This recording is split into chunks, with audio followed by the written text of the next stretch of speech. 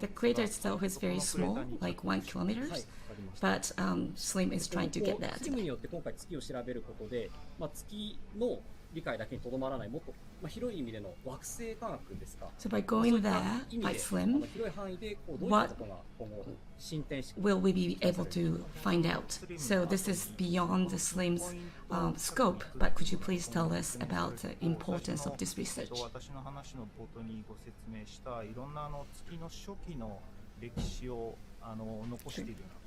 So one of the main theories for the moon's formation is that it formed during a giant impact with the Earth. If that's true, the composition of the moon's mantle, which is about 90% of the moon, would be expected to be similar to the Earth. So if we can identify a mantle rock, i.e. that olivine, and look at its composition in more detail, we'll learn more about the moon's formation. So Kaguya examined the moon's geology all over its surface. It spotted that near the Shiori crater was a place where the mantle rock seems to become exposed. And that's why SLIM is planning to touch down in this very small area and examine it with its multi-band camera.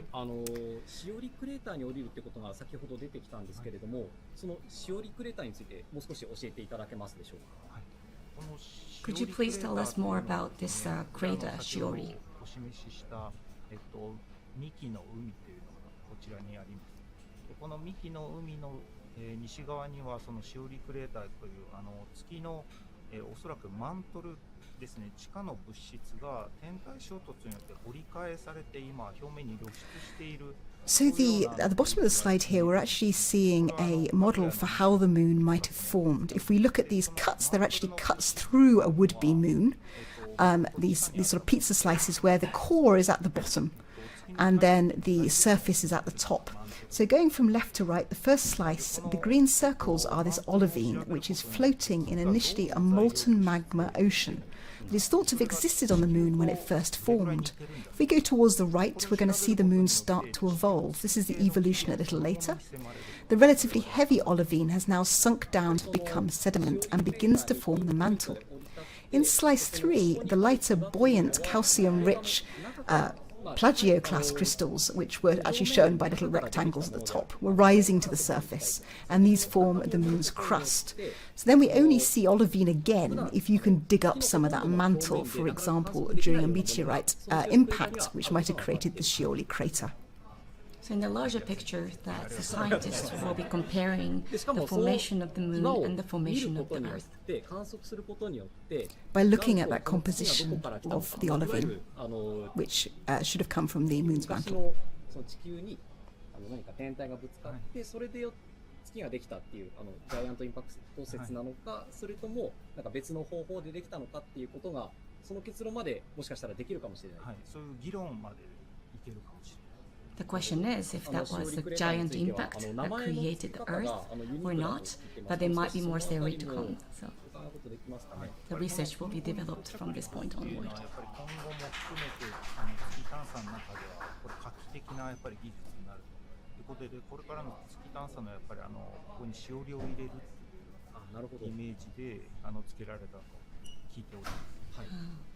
So Shiori has a double meaning that by doing this, landing on this crater, it will leave the mark on history.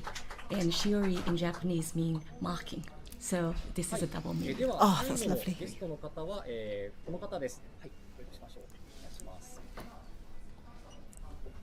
Okay, our last guest is JAXA's Vice President, Sasaki Hiroshi. よろしくお願いいたします。よろしくお願いします。佐々木さんは日本のアルテミス計画を統括されていると。So VP Sasaki is the Director General for Human Spaceflight Technology Directorate and the leader for Japan's participation in Artemis. So could you please tell us about what you are doing right now for the Artemis? 日本が参画をするというふうに発表しています。その際に参画としては大きく3つ。 So Japan has already said that it will be participating in Artemis. And then there are 3 things that we will be planning on doing.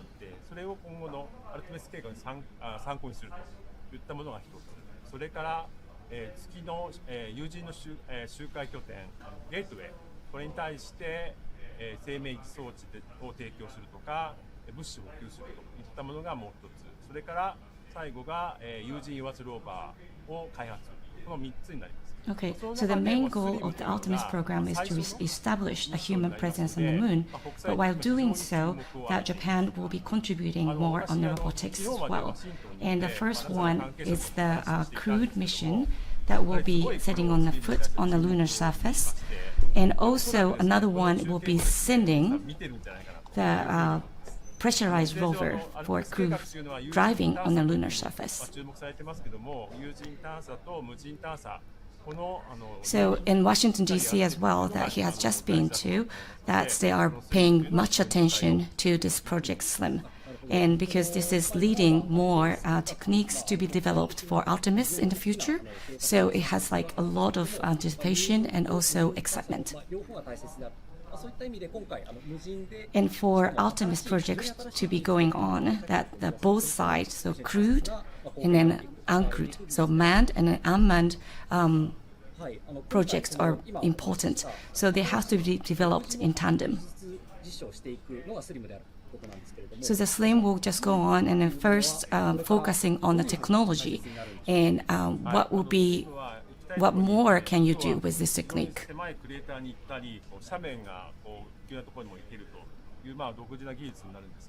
So this SLIM's technique will leading us to go to the narrow space or the hidden space. So it will give us much freedom to move around on the Mars surface, on the moon surface. And then there will be more applications in the future. So we will be having more presence and also we'll be building more trust with the partners.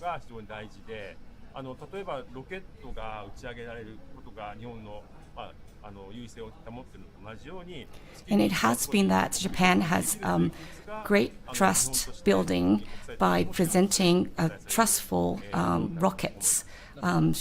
And also, like, we are adding more to this trust in the international partners. So that's this technique will be highlighted and then it will be developed more in the near future.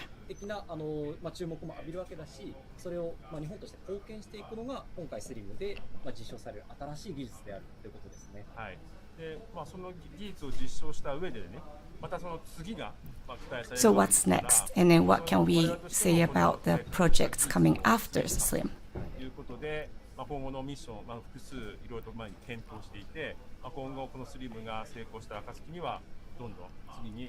So we already have a few more things planned in the future.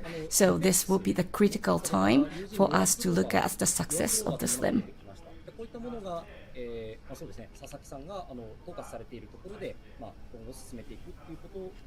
So does it include the pressurized rover? And yes, the rover as well, that it will go to the place where they want to go. So the pinpoint landing is necessary.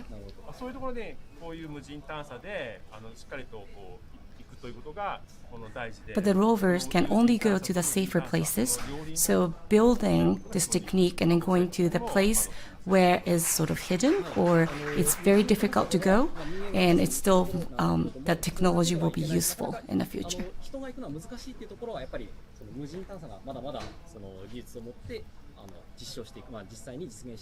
So that's exactly why VP Sasaki has been emphasizing the importance of both manned and unmanned exploration. And thank you very much. So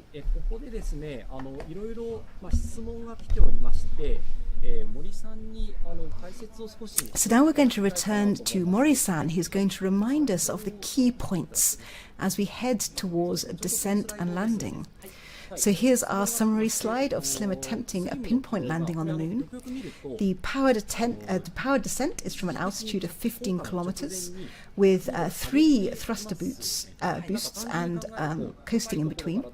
We approach the target site on the lunar surface using this image matching navigation technology, where we're going to match the craters to known patterns on our onboard map using the navigation camera and autonomous guiding control. Then we begin the vertical descent from a 7-kilometer altitude. This includes 3 short hovering times. And we also do obstacle detection to avoid any dangerous boulders from about a 50-meter altitude. And then the 2 little LEV rovers are released at a 2-meter altitude before we do the 2-step landing on the sloped terrain. And we're aiming for a lunar landing accuracy of order 100 meters during this 20 minutes of terror. Landing can be confirmed relatively quickly, but more than that to do with the pinpoint landing accuracy might be determined as much as a month from landing.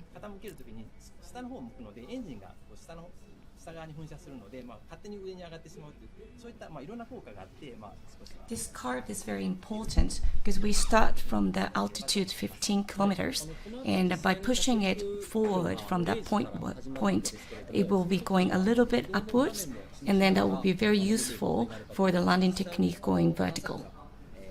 And also the engine will be shooting down, so that energy will put the probe up there. So this curve itself is very much suitable for pinpoint landing. 今回非常に攻めた設計に見えるけど確立された手法なのでしょうかという質問が来ています。So this looks like a very difficult design, but what kind of things did you do to make it possible? Because SLIM looks like, very much challenging, including many new techniques. So could you please tell us about the highlights?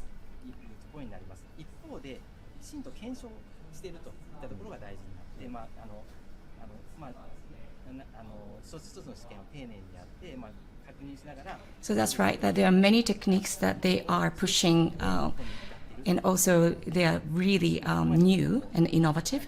So what the team tried to do the most is try to have more and more experiments, and by getting successes, they are very confident to place those techniques put together in this probe SLIM.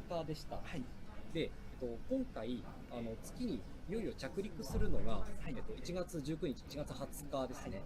The rocket launched on the 7th of September, and around 4 months later that we are here today. And other missions, such as Russians and Indians, they took less time. So why did SLIM take 4 months? Could you please explain to us about it? 軌道ですね。早く入っていくこともできるんですけど、途中の軌道で少しお示ししましたように、最初月に入った後にそのまま月周回に投入に月周回軌道に投入することもできるんですけど、それやってしまうと燃料をかなり使ってしまいます。So this is something that we saw on the slide.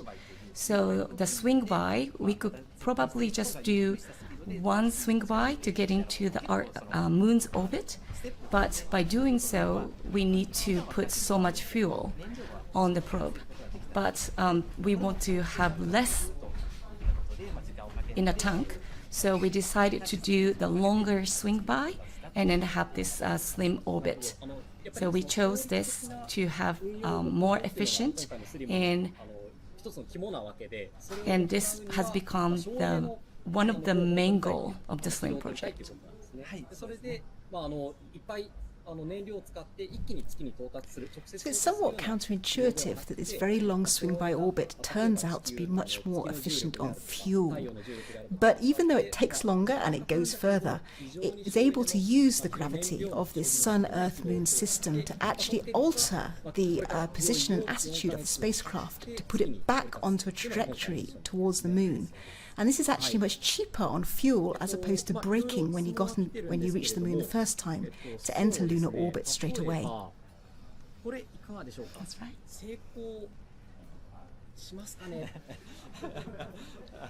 はい、そうですね。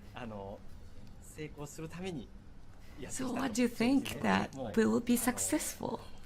もちろんこれまでの実績でいうといろんな海外でもいろいろ苦労しながら、失敗も重ねながらやってきてるっていうのは事実。 And it has been like many challenges and also failures, as we all know, but we would like to believe that this will work today. ここまで and we have many experiments and then many discussions. So today we believe that things will work. And sorry for asking the difficult questions, but as Mori-san explained, that many experiments proved that this technique should work. So,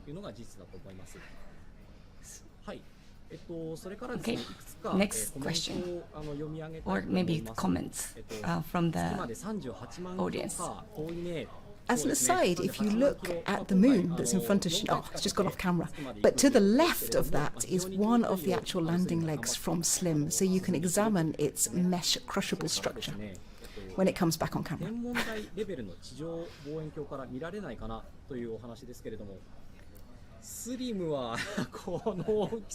So, can anyone observe it through the observatories or the telescope?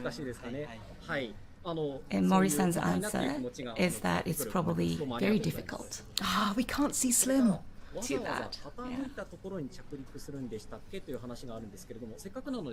So could you also tell us about this plan of landing on the slope?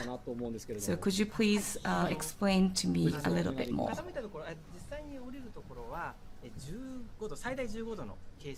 So from this angle you can see the 5 legs on the SLIM spacecraft, the rear leg that sticks out the furthest, and then a more square structure for the forward landing gear and middle landing gear. So SLIM initially descends vertically and it's going to land on that rearmost leg first. That's the first one that's going to touch the lunar surface.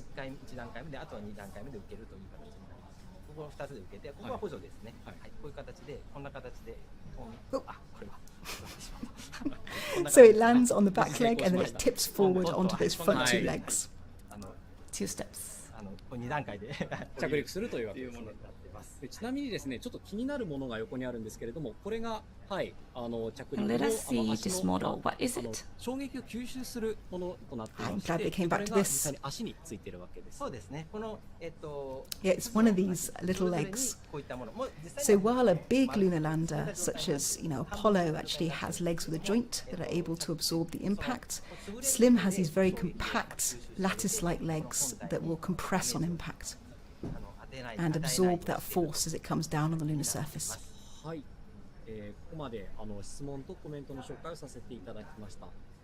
さてですね、着陸に向けた So this is the end of the Q&A and comment 5分となりまし section. た。ここで改めて森先生、森さんにスリムのポイントとそれから着陸 So there are only 5 minutes to go. So Mori-san will review what will be happening in the next in the next few minutes. So this is our pinpoint landing again, the powered descent from 15 kilometers, the vertical descent from 7 kilometers, the search for possible hazards, such as boulders.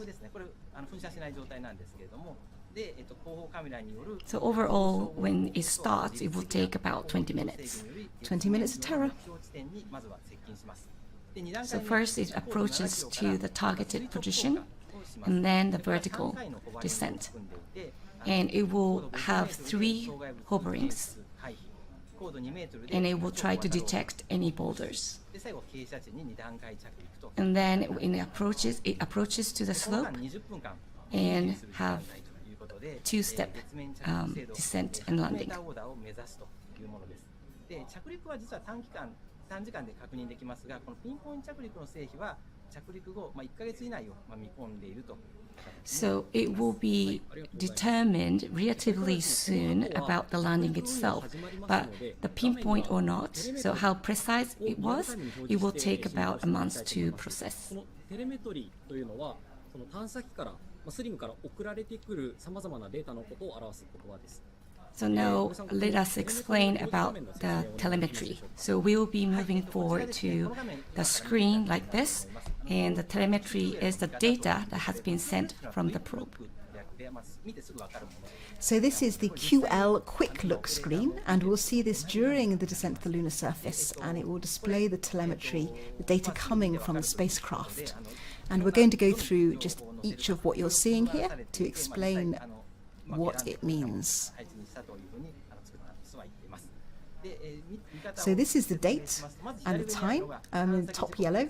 It's a spacecraft time, but that corresponds almost exactly with Earth time, as it only takes about a second for radio waves to travel between the Moon and the Earth. It's showing the time in UTC, Universal Time, which is Japan time minus 9 hours. Now this part is the GNC, Guidance Navigation Control mode, and you can see the different options for the modes, with SPM being sun pointing mode, OCM being orbital control mode, etc. And it tells you what phase we're in at the moment.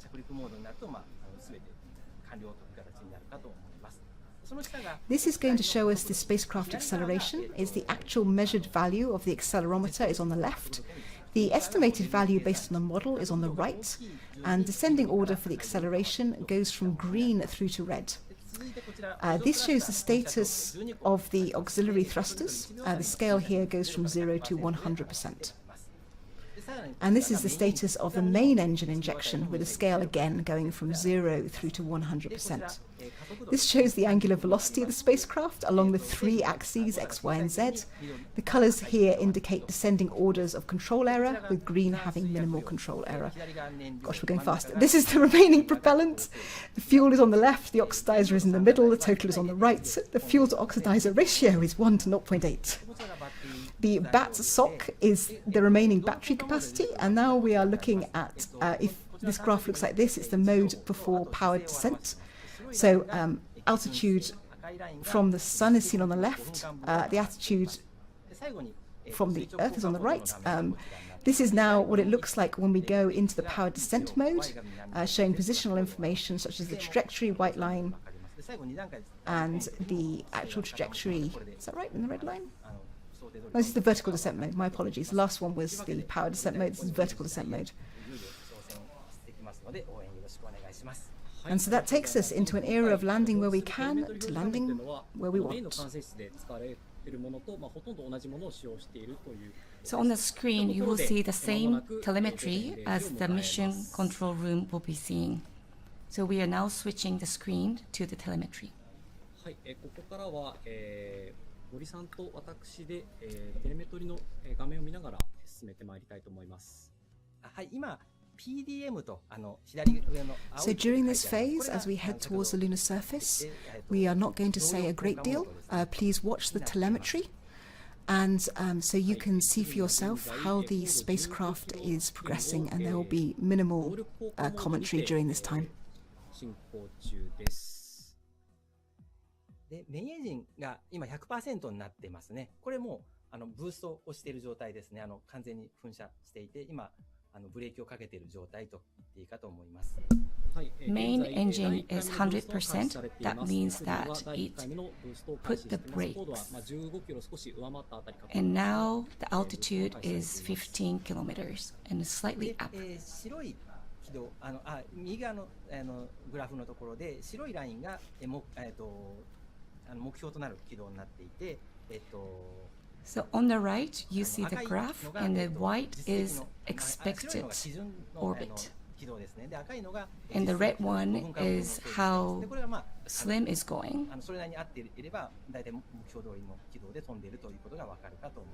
So now SLIM is going more or less on the planned trajectory.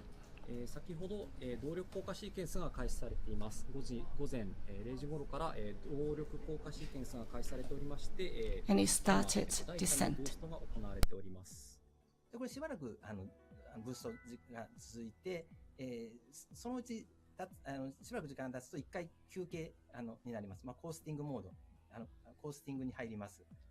はい、コースティングというのは完成工法。そうですね。特にエンジンを吹かずに、補助エンジンは補助されて So now the engines are on, but soon it will be turned off, just for a while. And then it will fly a little bit without thrashing. している画面、右下には第二管制室の様子を示しています。And on the right-hand corner, you see the second control room. こちらも画面に表示されているのは今この YouTube の画面に表示されているテレメトリ表示画面と同じようなものを And in the second control room as well, that they are seeing the same exact telemetry as we see here on the screen. 出されています。真ん中の画面がそうですね、実際今先ほどの画面と同じ画面になってますね。今、メインエンジンは2個 100% 噴射してますが、この補助スラスターは12個ありますが、噴射しているものと噴射してないものがあって、これは軌道とか姿勢を補正したりするのに使われてますので、噴射の仕方はいろいろ変わってくるといったものになります。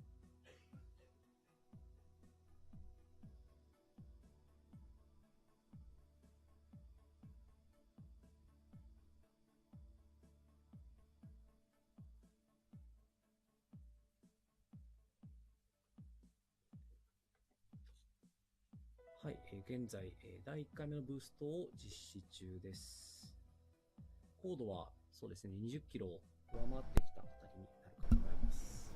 The altitude is now 20 kilometers, and this is the phase of the first boost. 燃料と And it will keep going for a while. っていうのが見てわかると思います。これはメインエンジンがずっと噴射しているので、どんどん水薬が使われているっていうことを意味しています。はい、画面の右上ですね、青色がそうですね、FU って書いてあるのが燃料、で OX って書いてあるのが酸化剤ですね。Fuel, and you can see it on the right top corners, and it will have to decrease はい、 as it テレメトリ表示 goes. 画面では、現在第1回の燃焼を実施中です。で左下の、加速度計の表示が、あります。A って書いてあるのが加速度計で、B がモデルで計算した数字なんです。大体一致していて、緑なので十分加速度が出ているってことを表しています。The velocity is just about right, so you can see it on the left bottom, and now you can see both A and B are green, and it has been as it has been planned, so things are going okay on that side as well.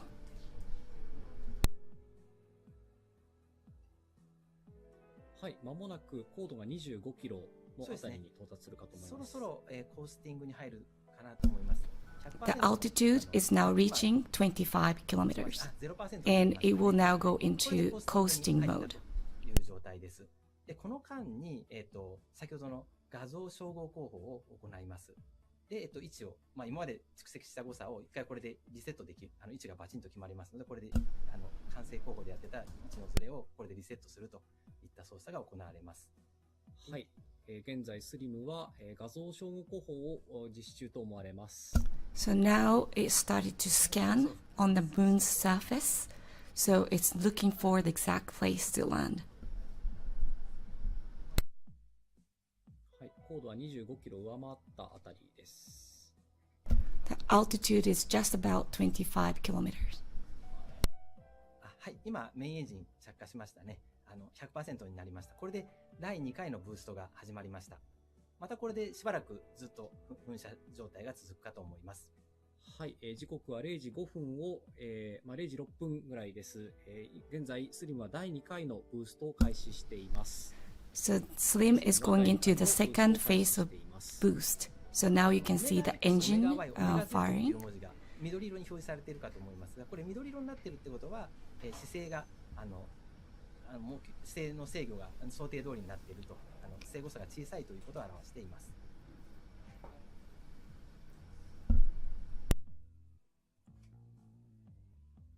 赤い軌道も、赤のラインも白のラインと大体一致しているので、基準軌道に沿って進んでいるというふうに考えていいかと思います。Now you can see the planned trajectory, and the red trajectory is going on the model. So this is going very close to the planned trajectory.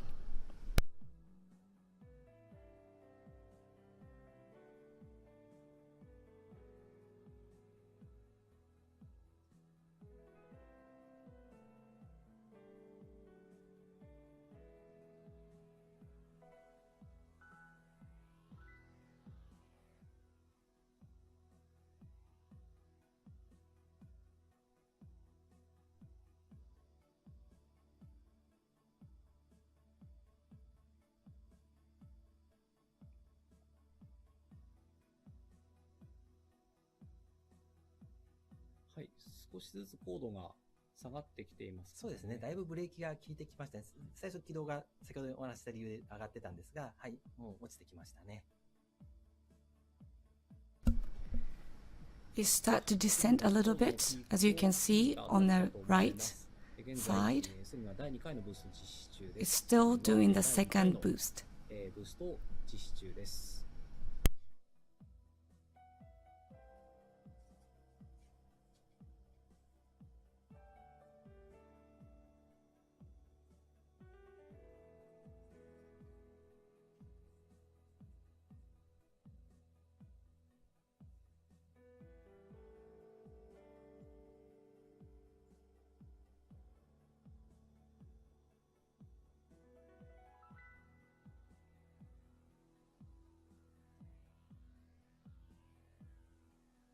燃料酸化剤もだいぶ減ってきましたね。100キロもう割り込んできました。これ、着陸しても全部途中でなくなるっていうわけではなくて、少し残るような、10キロ以上は残るような計算になっています。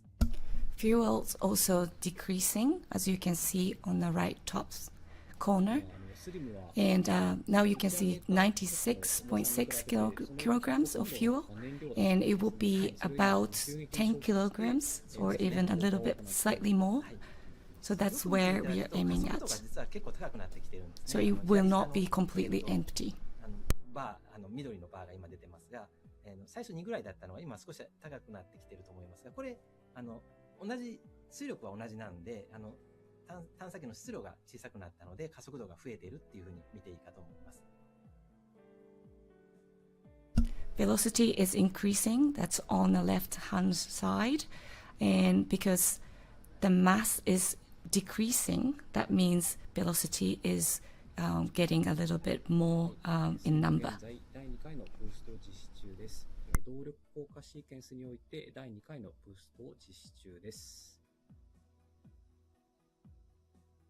もうしばらく続きそうですね、これ。はい。It will continue a little bit. We are still on the second boost stage.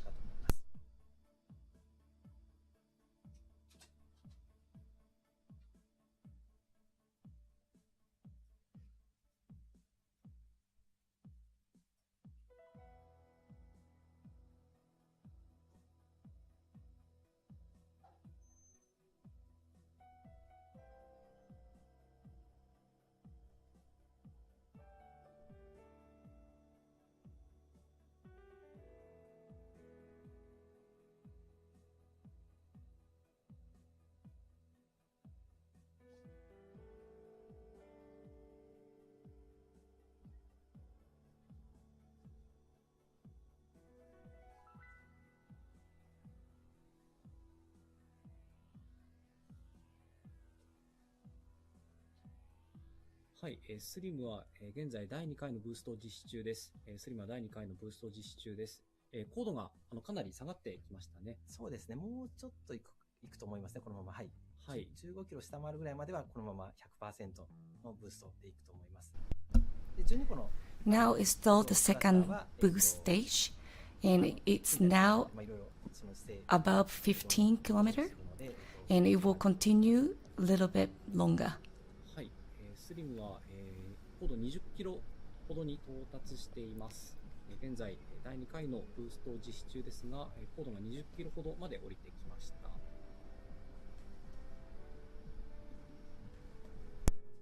姿勢もそうですね。今オメガ X、オメガ Y、オメガ Z すべて緑になっています。加速度も緑できちんと老けているといったふうに見ていいかと思います。燃料酸化剤がだいぶ減ってきましたね。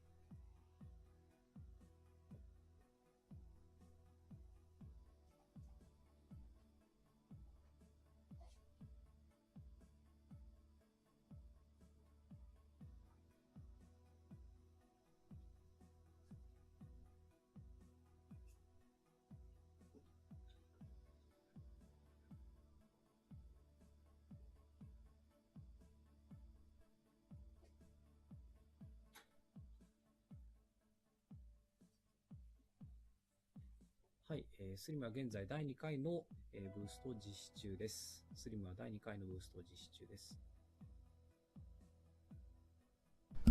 Still the second boost.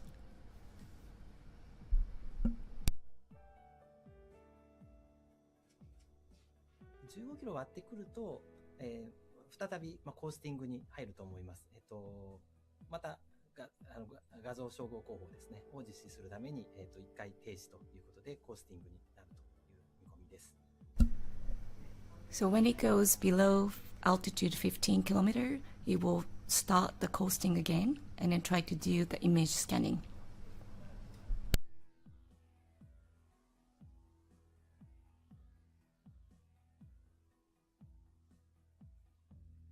今メインエンジン 0% になりましたので、これで第2回のブーストが終了してコースティングに入りました。Now you can see the engine has stopped like 0%. So now it starts cruising and trying to see the surface. So image scanning right now as it plans. また第3回のブーストが始まるかと思います。And soon we'll probably see the third phase of boost. スリムは現在画像照合工法を行っている頃かと思われます。高度は10キロを下回って入りました。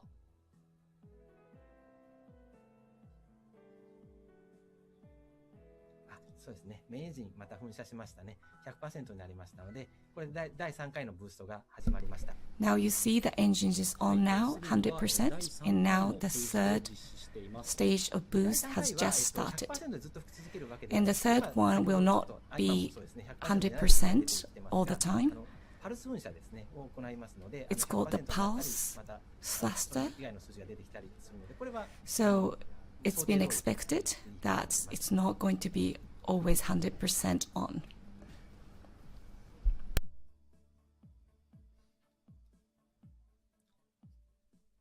これをしばらくまた続けまして、高度が適切な、十分落ちてきたところで垂直降下モードに切り替わります。今左上で PDM と書いてあるところが、VDM という文字に切り替わると思います。Now please pay attention to the left top. It's PDM. It will soon change. 第3回のブーストを行っているところです。スリムは第3回のブーストを行っているところです。Into VDM. So PDM will change into VDM. 高度がだいぶ下がってまいりました。10キロ下回って間もなく5キロに到達するかと思われるところです。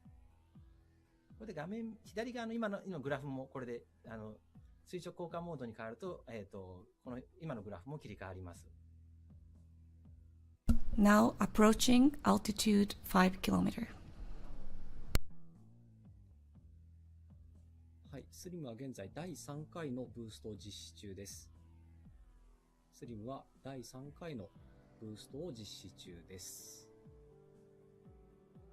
そうですね。今 VDM という文字が左側に、緑の文字に変わったと思いますが。Now it's been changed VDM. Now starting the vertical descent.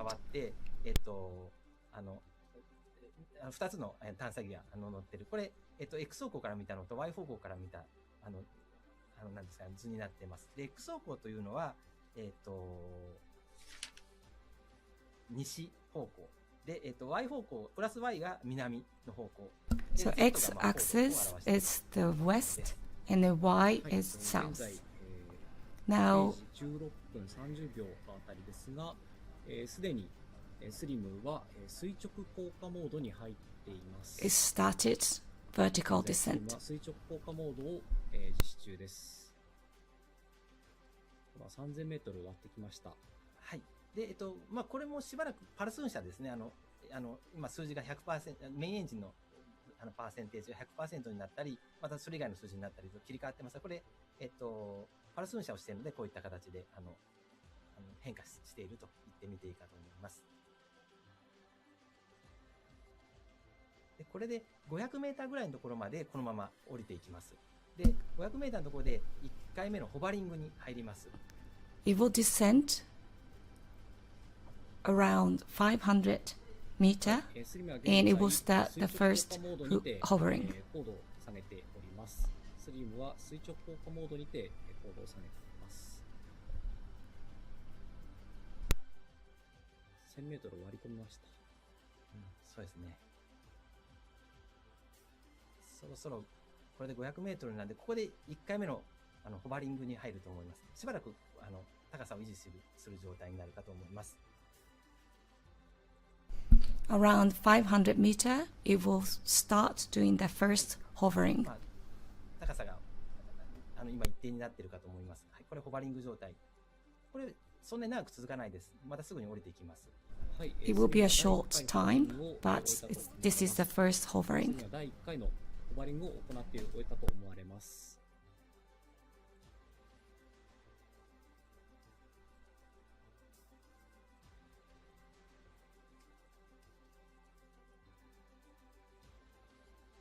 再びそうですね、下がり始めましたね。高度が下がり始めました。It starts to descend again, and next aim is 50 meters. 50メートルのところでは、先ほど少し紹介しました、障害物検知を行います。それで安全な場所を見つけて水平移動して、それも自立で安全な場所に移動すると、水平移動するといったことを行います。これも比較的短い時間で行う予定です。So at the next point, it will scan again to see if there are any obstacles or boulders. はい、高度が100メートルを下回りました。まもなく50メートルに到達しようというところです。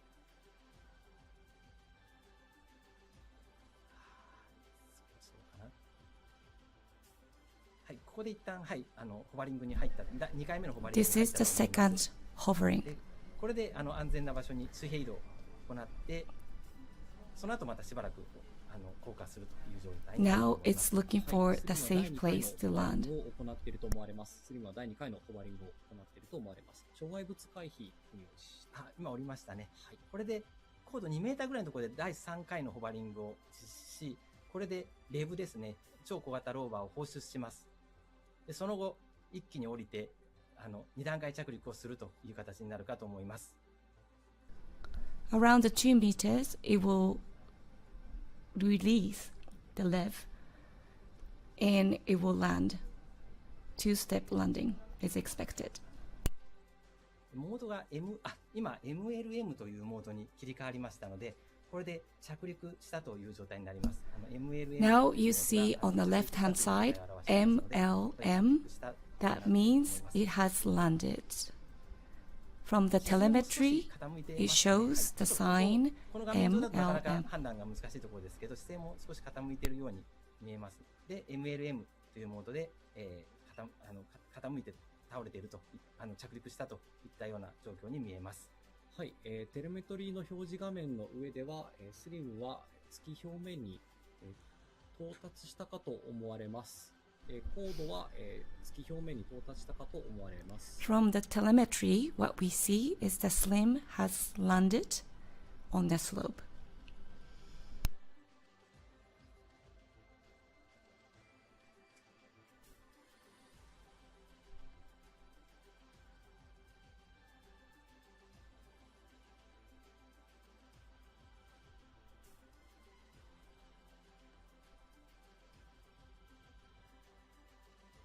はい、テレメトリの画面上では、スリムは、月の表面に、到達したかと思われます。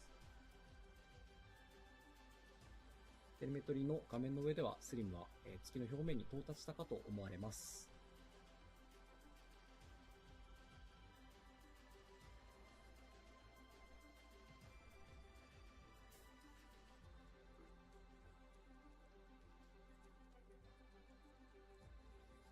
はい、繰り返しお知らせします。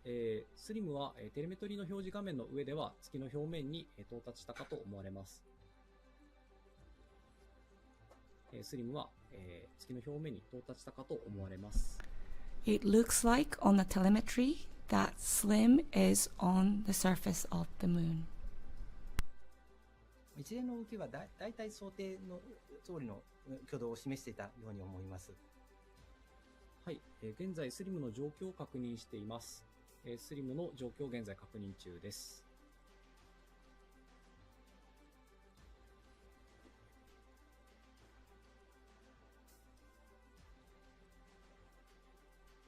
We are now checking the status. はい、画面の上では、スリムは月の表面に、到達したと思われますが、現在、状況を確認しております。スリムは、画面の上では、月の表面に到達したと思われますが、現在状況を確認しております。From the screen, the SLIM is on the moon. We are checking the status right now.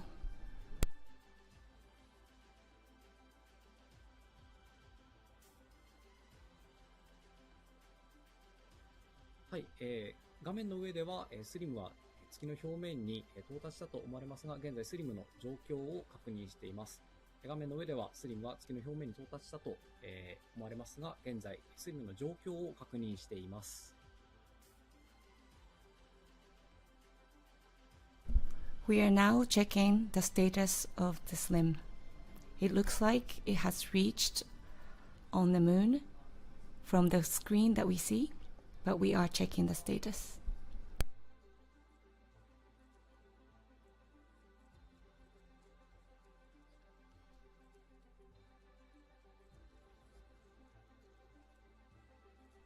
はい、画面の上では、スリムは月の表面に到達したと思われますが、現在スリムの状況を確認しています。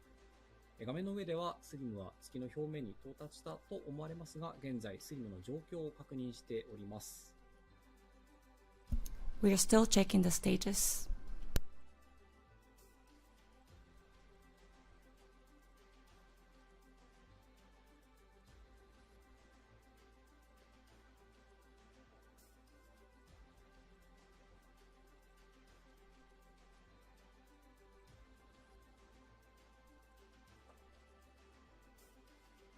はい、画面の上では、スリムは月の表面に到達したと思われますが、現在スリムの状況を確認中です。現在、スリムの状況の確認中です。We are still checking the status.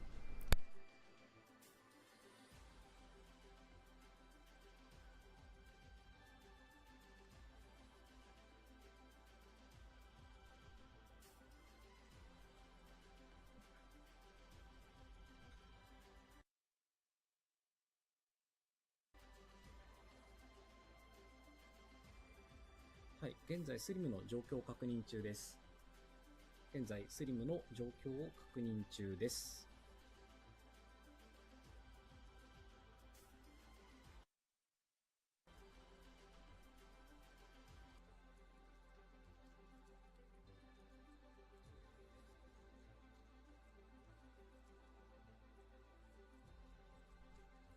はい、現在スリムの状況を確認中です。現在スリムの状況を確認中です。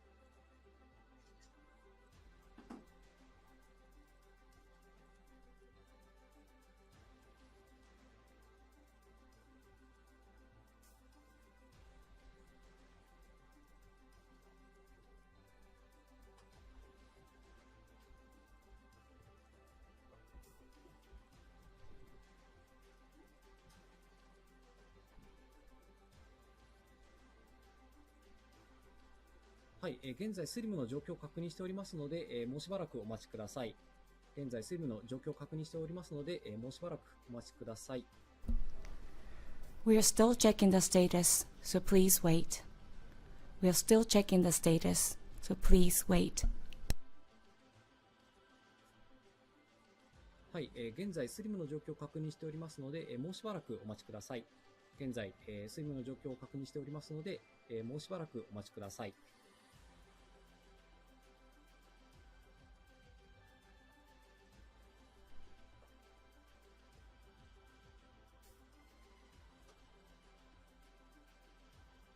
はい、スリムの状況確認のため、0時30分で番組を中断いたします。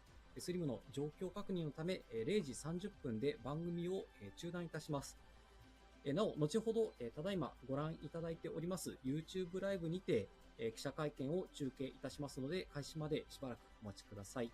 繰り返しお伝えします。スリムの状況確認のため、0時30分で番組を中断いたします。スリムの状況確認のため、0時30分で番組を中断いたします。なお、後ほど、ただいまご覧いただいております YouTube ライブにて、記者会見を中継いたしますので、開始までしばらくお待ちください。So we are still checking the status. So we closed this session at 12:30, and later on the same link and the same website, that press conference will start. So please come back to the press conference. We are still checking the status. スリムの状況確認のため、0時30分で番組を中断いたします。なお、後ほど、ただいまご覧いただいております YouTube ライブにて、記者会見を中継いたしますので、開始までしばらくお待ちください。We are ending this program at 12:30, but we are still checking the status. Later on this channel, we will have the press conference. So please wait. We are still checking the status, and the press conference will start shortly. Thank you. はい、スリムの状況確認のため、0時30分で番組を中断いたします。スリムの状況確認のため、0時30分で番組を中断いたします。なお、後ほど、ただいまご覧いただいております YouTube ライブにて、記者会見を中継いたしますので、開始までしばらくお待ちください。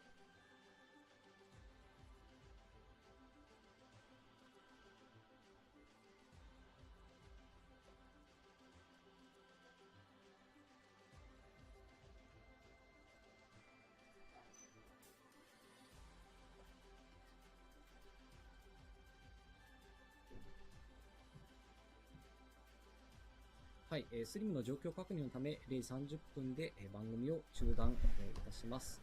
So we will end this program at 12:30. The press conference will be held on the same link. So please wait until the press conference begins. We will be ending this program at 12:30. Thank you.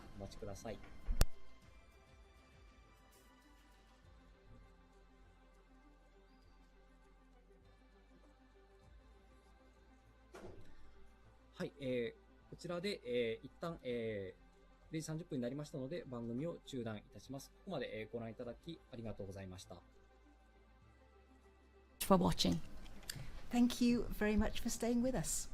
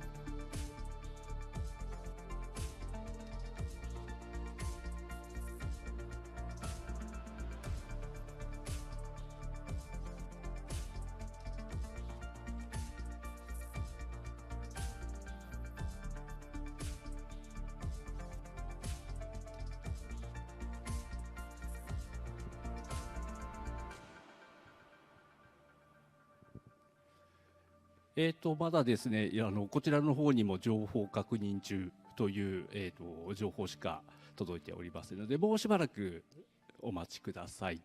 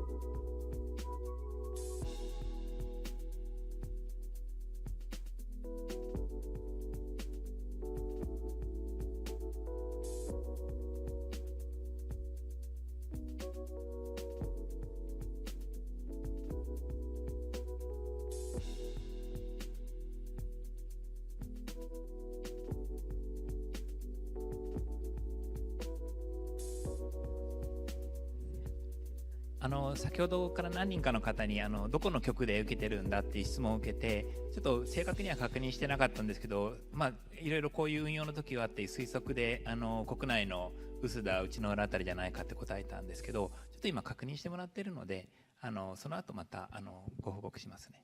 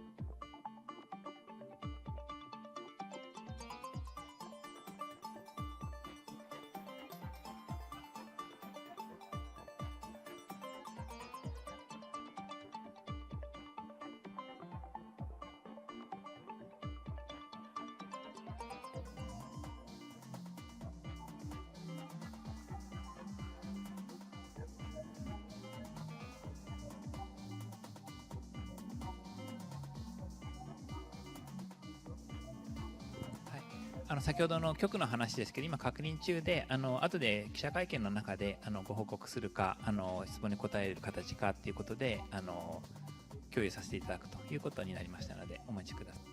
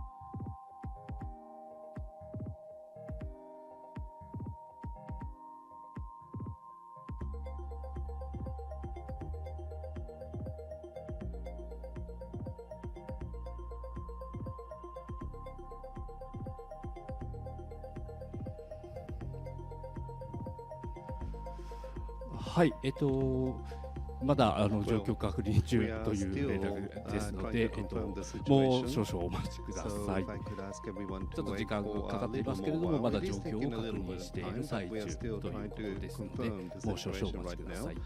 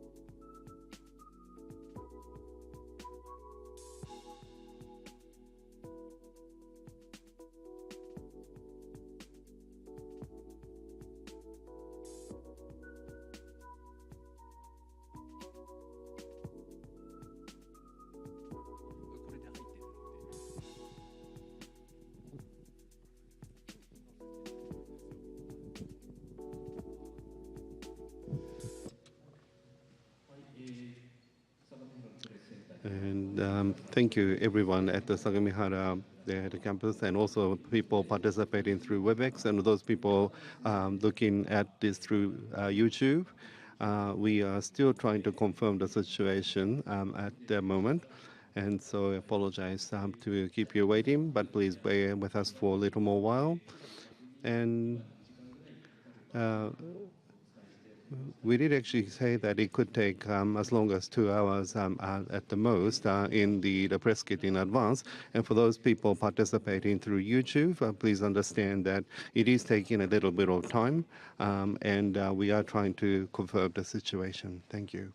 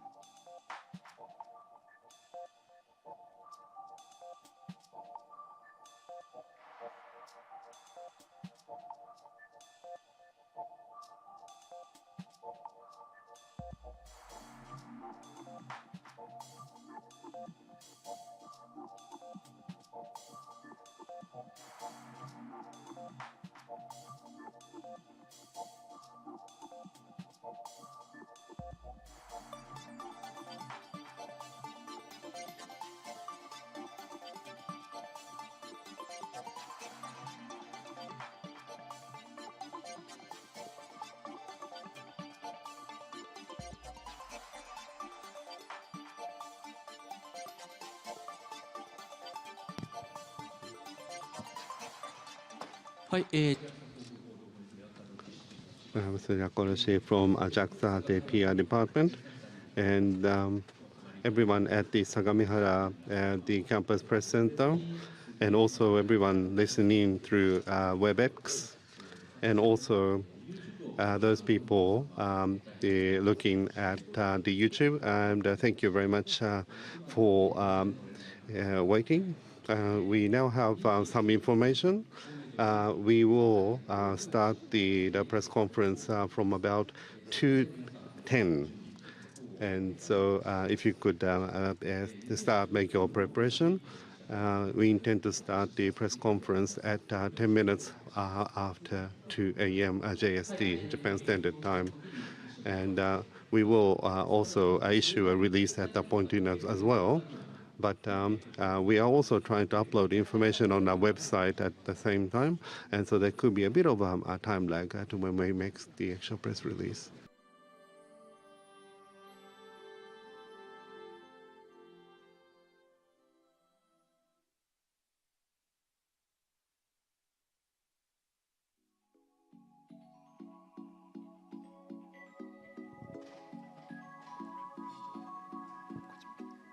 はい、どうもありがとうございます。私記者会見まで、ということで担当してましたので、ここで失礼させていただきます。いろいろご質問いただきましてありがとうございました。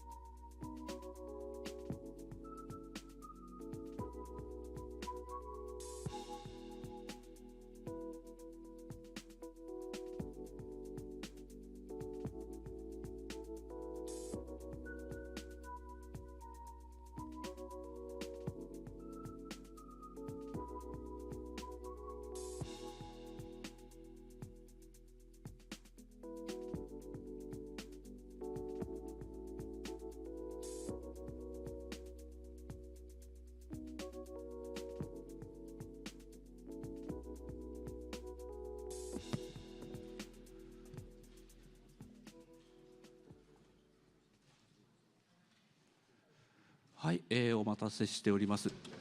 Thank you for waiting. My name is Kishi from the PR media of JAXA. We will be starting a press conference soon, so if I could ask you to be prepared.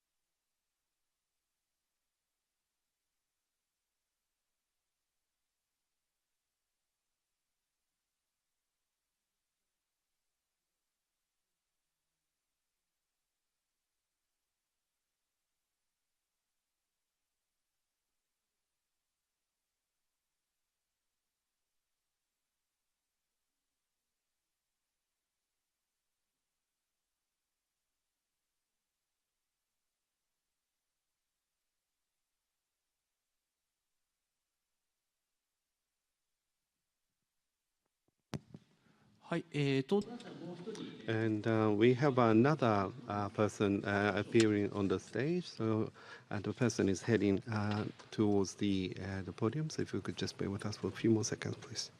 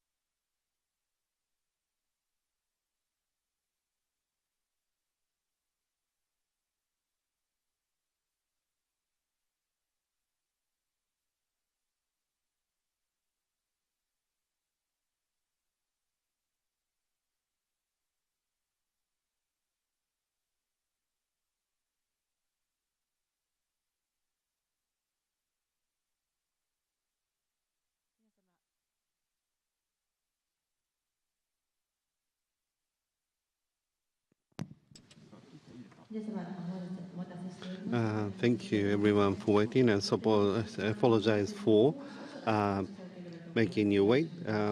We are already at a starting time, but if you could just give us a little more while we prepare the press conference. Thank you.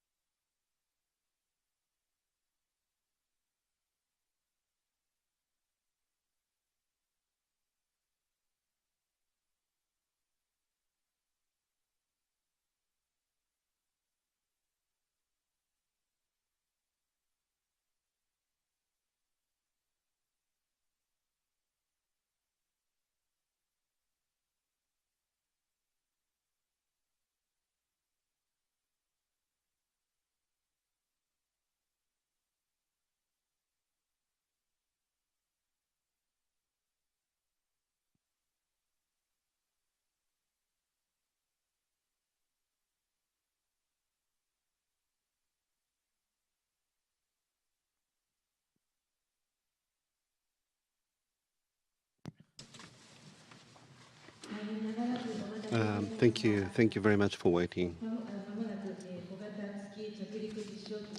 We will start the press briefing session regarding a lunar landing of SLIM, a smart lander for investigating moon.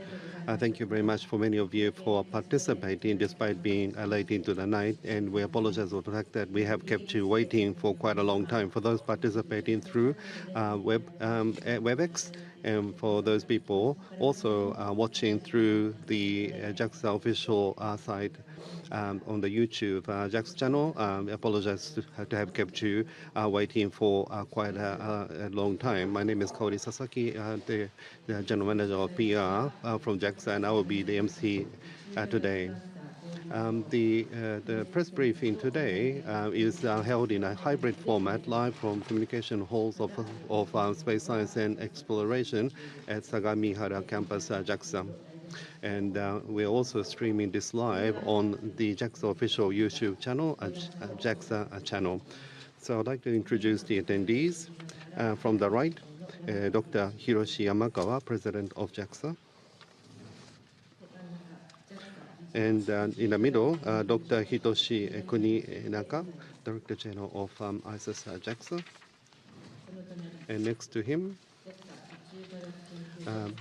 Dr. Masaki Fujimoto, Deputy Director of ISIS JAXA.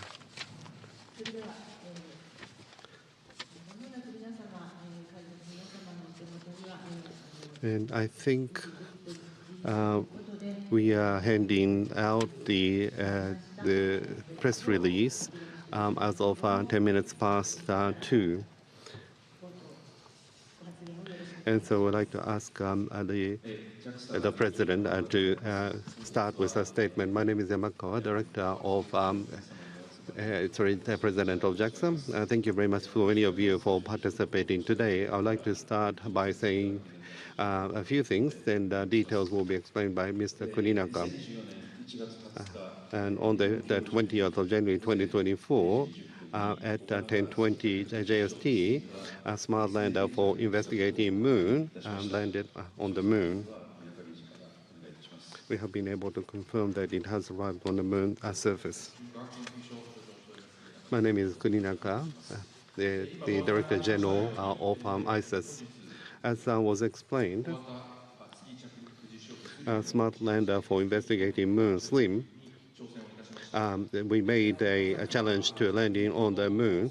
Now, the SLIM has been communicating to the Earth station, and it is receiving command from the Earth accurately, and the spacecraft is responding to these in a normal way.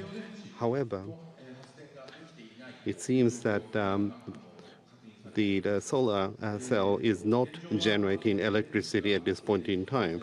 And since we are not able to generate electricity, and so the operation is being done using batteries on load.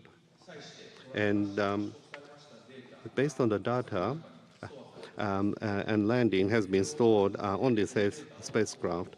And so we are trying to data source that to the Earth, and we are making effort to maximize the scientific the achievement. And during the descent to the moon, and while hovering above the moon surface, we have been able to separate Lev 1. And Lev 1, once separated, will automatically send the signal, and that has been successful. So we do consider Lev 1 and Lev 2 have been successfully separated. And we are making effort to acquire data at this point in time. And in order for us to analyze the data, we will require some time. That has been the case scheduled from the start. And so in regards to sharing of the data, we will require a little more time. And so what we know at this point in time is, as I have explained, and so we are still gathering data to understand the situation of this spacecraft. Also, SLIM has targeted the high precision landing with an accuracy of 100 meters. Well, we require to do a detailed analysis of data as we have indicated in advance. And so as to whether we have been able to achieve 100-meter accuracy or not, we would require a little more time for us to be able to confirm on this point. And also, so we will gather the data we have been able to gather, and we are hoping of holding a press conference next week. As for the precise date, we will inform you next week. And so that is what we know at this point in time. Thank you very much. Any follow-up comment from Dr. Fujimoto? Thank you very much. The materials have been distributed to everybody in the venue, and also those who are participating through WebEx online. We are also web streaming this program, so if you haven't received the materials yet, please wait for them. And also there will be a press release on the website of JAXA, and we are updating information every now and then on the website. So please be patient to receive the materials. Thank you very much indeed. From now on, without further ado, I would like to start taking questions from the members of the press. So we have members joining in the venue as well as online participants. So first, participants in the venue, followed by questions by online participants. If you are participating through a web line, please state your name and affiliation by typing that into the chat, and then we will appoint you. So from the venue, please wait for the microphone. Once you get the microphone, please state your name and affiliation before you ask your question. And since there are many members of the media joining this session, so please limit your question to just one question and be brief. Now I can see some hands. Okay. Please wait for the microphone. Eito of Sankei Shimbun newspaper. First and foremost, this time round, SLIM descended from the orbit, and the landing itself, the soft landing itself, was it successful or was it a failure? So solar cell and panel is not functional, it's not working at the moment. Does that mean, is that part of the criteria of a successful failure of the landing itself? Thank you for your question. We believe that the soft landing itself was successful. The major reason is because the spacecraft was able to send telemeter to Earth, which means that most of the equipment on the spacecraft is functional, working properly. So as you could see online, 10 kilometers was the altitude from which descent was made. So if the powered descent wasn't successful, then there would have been a collision at a very high speed. Then the spacecraft's function would have been lost completely. But now it is still sending a data properly to Earth, which means our original purpose, objective of soft landing was successful. I believe this is the evidence for that. Thank you I'm very happy to hear that. If that's the case, the trouble is just around solar cell. It's a separate trouble or problem from the soft landing. Thank you. The person towards my right will take a microphone to you. Kinuta from NHK. Now, the solar cell is not generating electricity right now. And is that a trouble of the solar panel itself, or is it the attitude or direction, or what are the possible reasons for this? Yes, as you have indicated, the hardware of the solar cell and also the section receiving the electricity could be the cause of the trouble. But other portion of the spacecraft is functioning correctly, whether it be temperature data or the pressure data. We have been able to receive all the healthy values. And so I don't think it's just a singular error of a solar cell in itself. But another point, it could be of the attitude, not aiming at the intended direction. So we are trying to analyze the data that we are gathering at this point in time and analyzing the status at this point. But what we can say at this point in time is what I've actually explained. Well, thank you very much. The gentleman in green.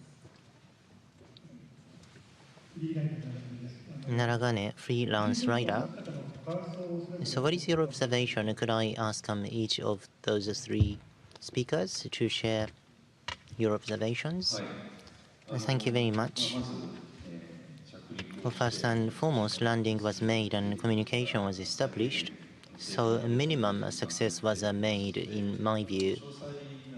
As for the details and detailed data assessment, this will take place in the future. So what about the precision within 100 meters and so on? That assessment is still open. So going forward, by assessing the data and so on, we will make many more findings. So first and foremost, landing was successful. So going forward, Japan's technology should develop even further, and we should be able to access the lunar surface. I believe that there is a path. We're opening to that now. So with the various countries going forward, there will be international cooperation, which is already underway. So we'd like to provide all sorts of knowledge and insights. That's my observation. Thank you very much. So my question was that I wanted to ask observation from each speaker. So as you saw on the web quick look, the original orbit, intended orbit, was traced by the spacecraft. The orbit was in line with that, and the expected acceleration was also traced.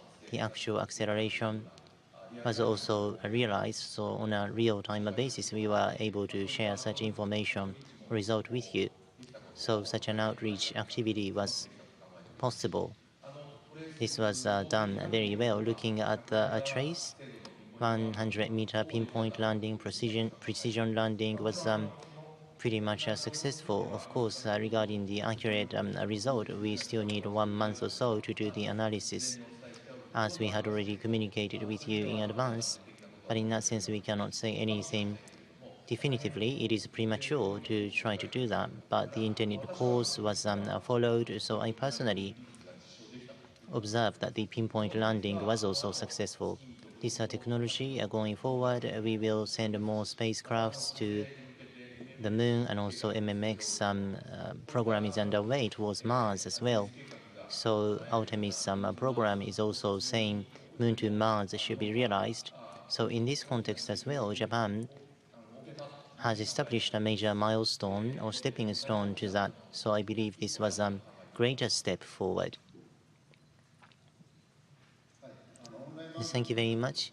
So I was in charge of the online program. I could see so many people rooting for it on the English channel as well from across the globe. Tens of thousands of people have been watching, and I'm very happy about it. Thank you very much. So you are supporting us. We are in space science, so at the end of the day, we are doing things we are supposed to be doing, we should be doing, but it's not just really about your ego. It is about people supporting you. Then we will be even more motivated. Slim is such a difficult mission, but we've reached this point, and that is because of the support that you've been providing, and the team has been motivated even more. I believe this is the reason why we have been able to do this. Thank you. Thank you. Yes, the person at the front. The third person from here, yes. Please go ahead. My name is Inoue, a freelancer. Now, the solar cell is not generating electricity as you have explained, but based on the plan, for how long could the spacecraft continue to operate? And acquisition of data from the lunar surface is what you're going to prioritize. But in terms of data, do you have priority of what you would like to obtain? Well, right now, we are operating using battery mode. And in order to conserve the battery, the electricity, we have shut off the heat electricity in order to prolong its life. And also the trajectory navigation data when the spacecraft was moving to the landing site, we actually took photos of the crater, but we are downloading that with priority. And so navigation technology, navigation data, in other words, as to whether SLIM have been able to obtain these data accurately or not. So once we obtain this data, then we know what type of trajectory the spacecraft took in making its descent, and also be able to reproduce or regenerate the trajectory it took to the lunar surface. So that would be the data we want to download with priority. We also have multi-band camera. So the mantle substance composition can be analyzed using this the multi-band the camera. So we want to make sure that we will try to function this with a priority. But there is a limit to the battery. And so at this point in time, the battery power is likely to last for several hours. And so it's already been 1 hour since landing. But within the time available, we will try to do what we can do with our priority. Thank you very much. Okay, so the lady over there, well, thank you very much. I am writing for a Newsweek. A freelance writer, Akane is my name. Congratulations on a successful landing. So solar power cell is not working currently. So Slim, can you take a pictures itself and 100-meter pinpoint landing, success or failure? I understand that Slim can take pictures to make such a judgment, and going forward, if solar power may not be restored, then pinpoint landing judgment, would it become difficult? Maybe it's restored, but if not, would it be difficult to make the judgment, or what about the timing impact? Well, thank you very much. The stored data is now being downlinked, and by doing so on the flight path, what sort of data did it take? We will be able to understand that largely, and then currently it is receiving reception or signals. So from the Earth's orbit or trajectory, decision technology can be used to identify where signals are coming from. And already this decision-making technology for trajectory, this cannot be done on a real-time basis. Data has to be analyzed to identify the positioning.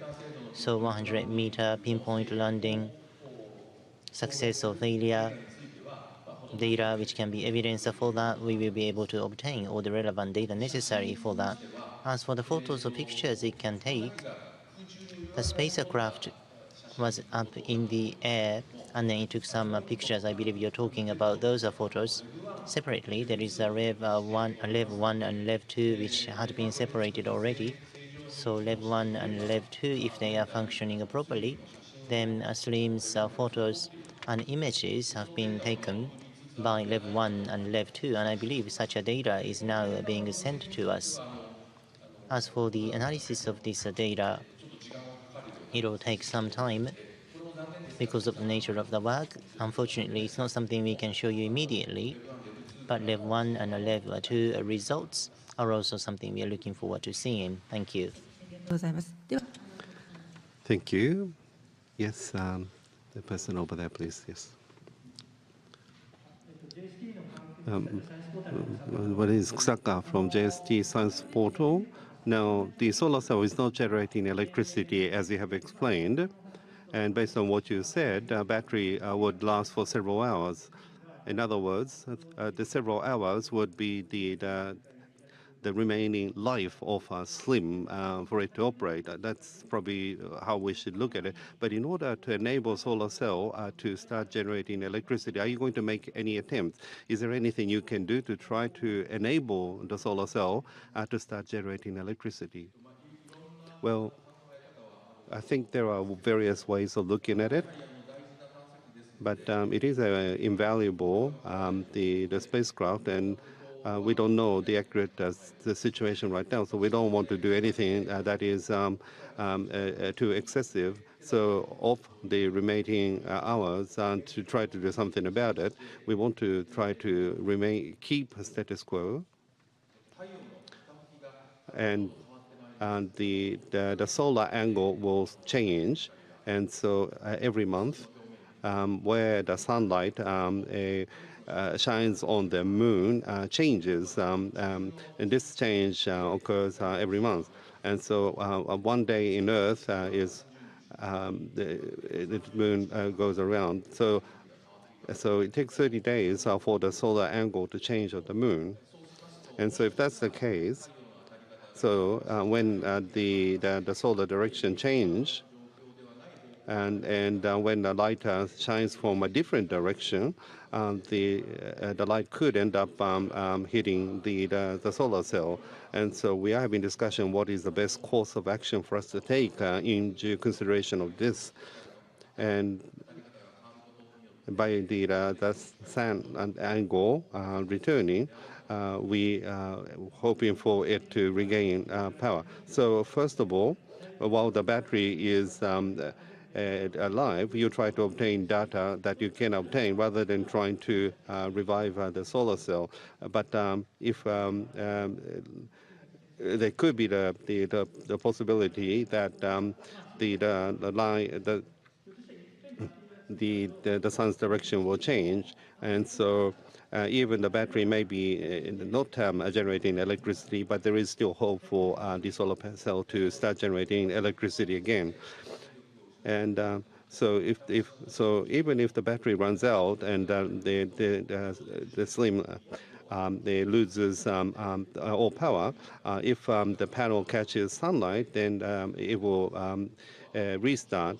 And so, as far as the function is concerned, we will be able to, resume the operation of the SLIM in that instance. Thank you very much. The gentleman sitting at the back. Nippon Hoso, Hatanaka is my name. On the live streaming screen, there was a control room, but there was almost no image from the control room. What was it like during the landing? So landing was finalized, and a solar power cell problem was discovered. So any changes in the control room? So we ourselves couldn't see the situation in the control room, so we apologize that we don't know what it was like in the control room. Thank you. Is that Nakai is from Newsfix? If the solar cell is not restarted, then how would that impact the success criteria? What can be achieved and what may not be achieved?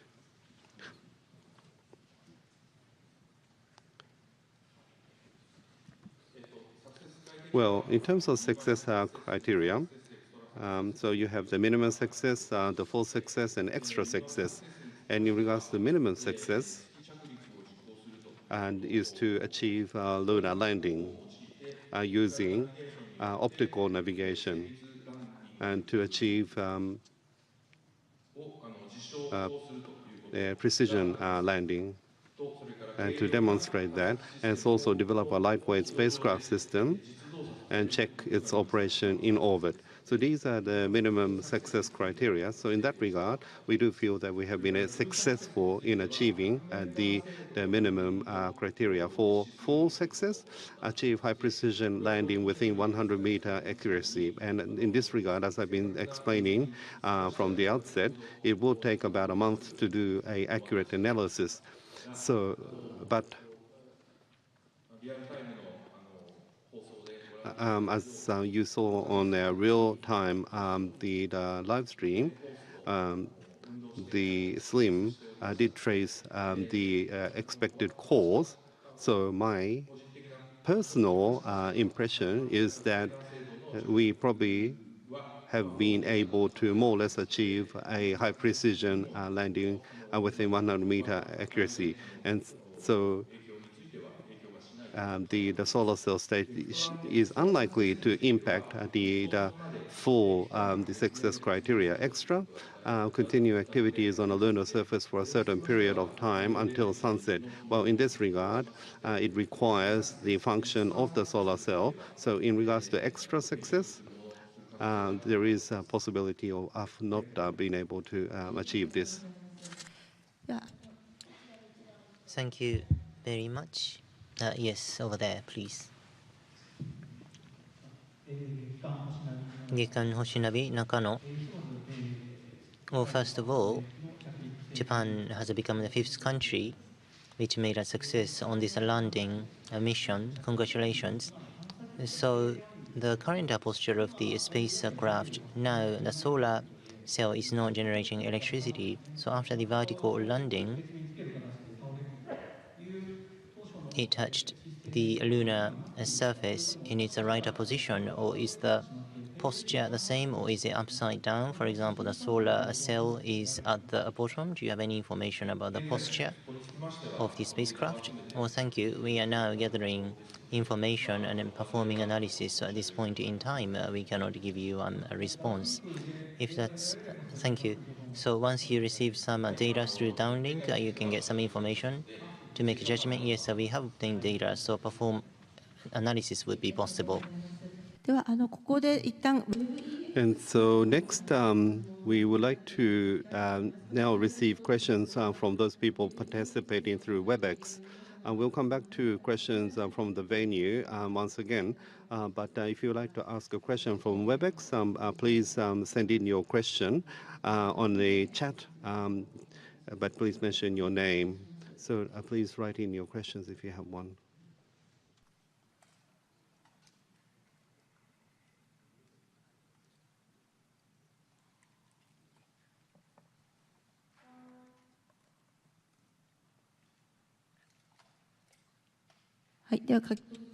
And I have now received a question. Yamanami-san from Yomiuri Shimbun. Please unmute yourself and ask your question. My name is Yamanami from Yomiuri Shimbun. Congratulations for today. Now, in relation to success criteria, I would like to ask a question. Now, in regards to the discussion of the attitude of the spacecraft, you need to look at that.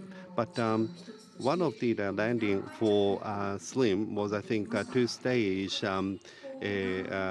landing. If after a soft landing, if you did not achieve the desired position, so if the two-step landing method was not successful, then not being able to achieve the two-step landing, would that be considered negatively from the success criteria perspective?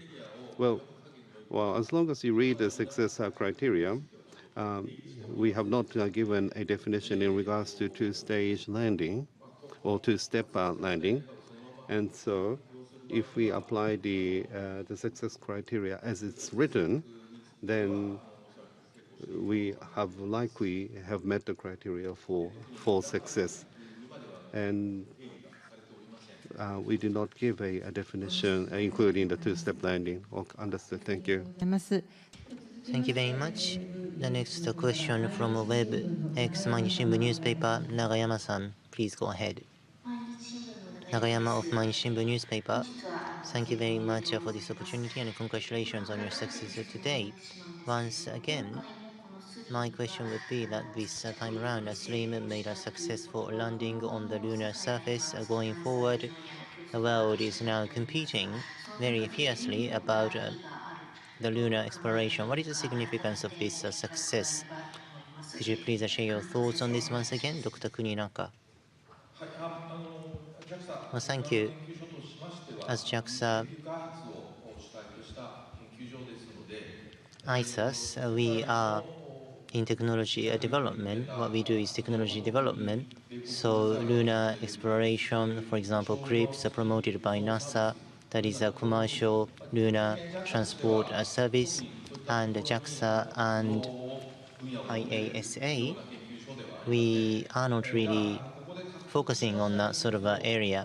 But the technology obtained through this mission can be leveraged for a private sector. If some private sector companies want to use this technology, then we would like to proactively provide such a technology to them.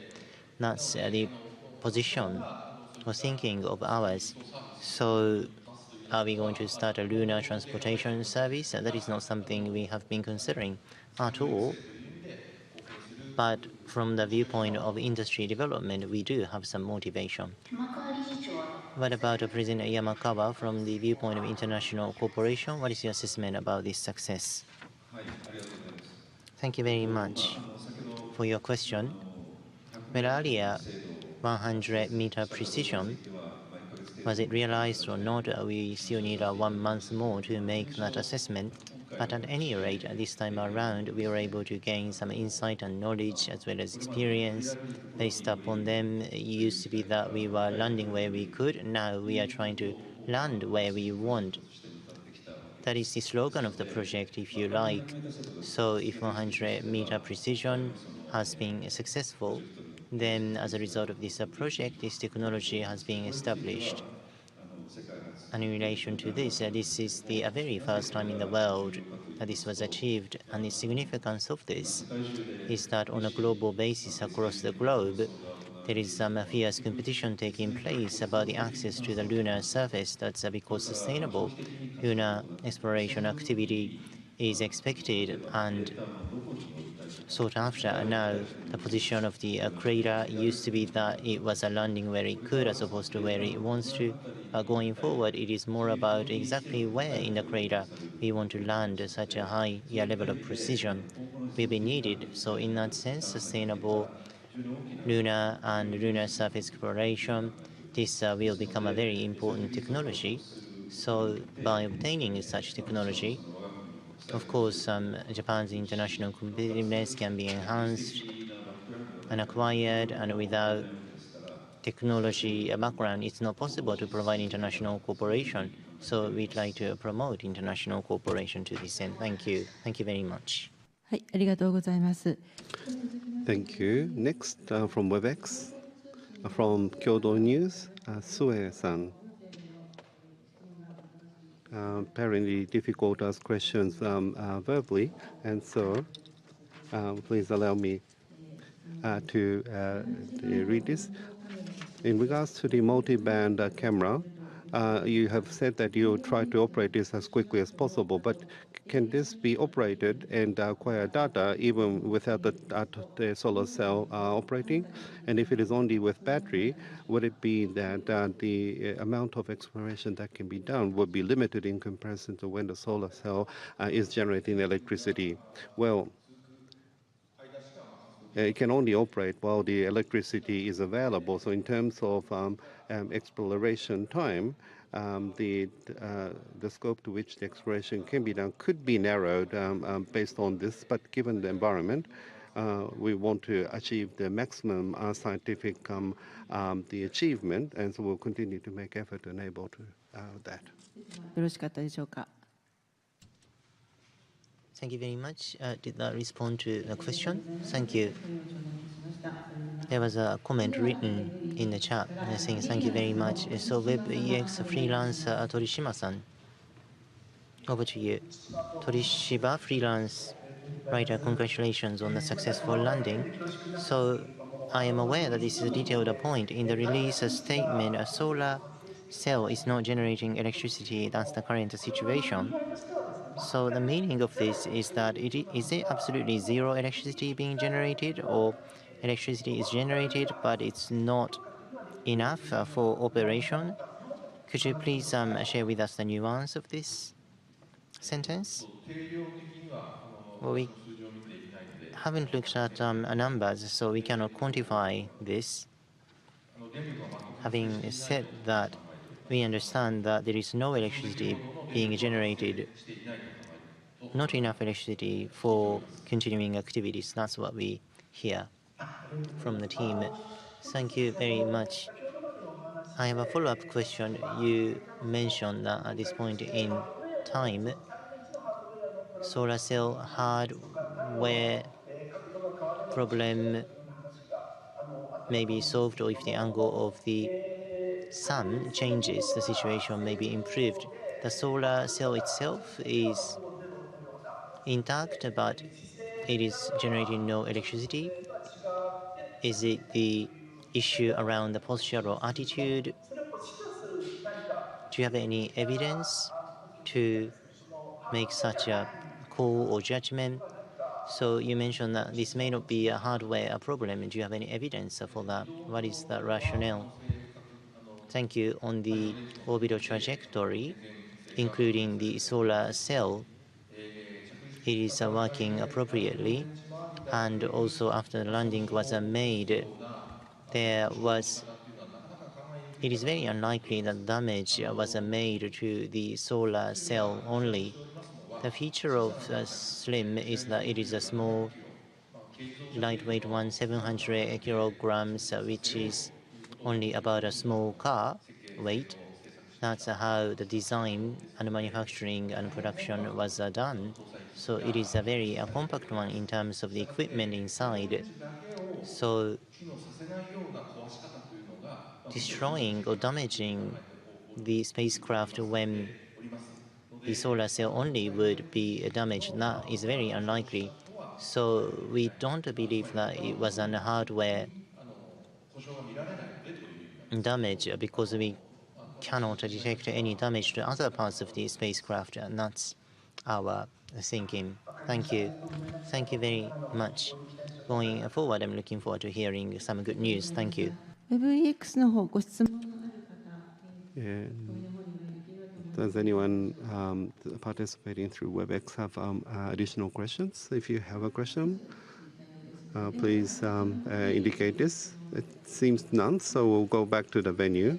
And the person with the hands up right at the end, yes. My name is Fujisaki from Power Network, producing TV programs. Congratulations for your success. Now, it is quite late in the night right now, but there could be children or young people who are interested in space or about the moon. But with this success, do you have any message, particularly for young people and children and young people?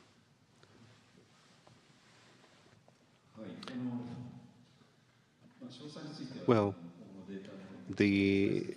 for the details, we still have to analyze the data going forward. But as I have said, we have made a landing. We have been able to establish communication. So in that regard, we are relieved for now.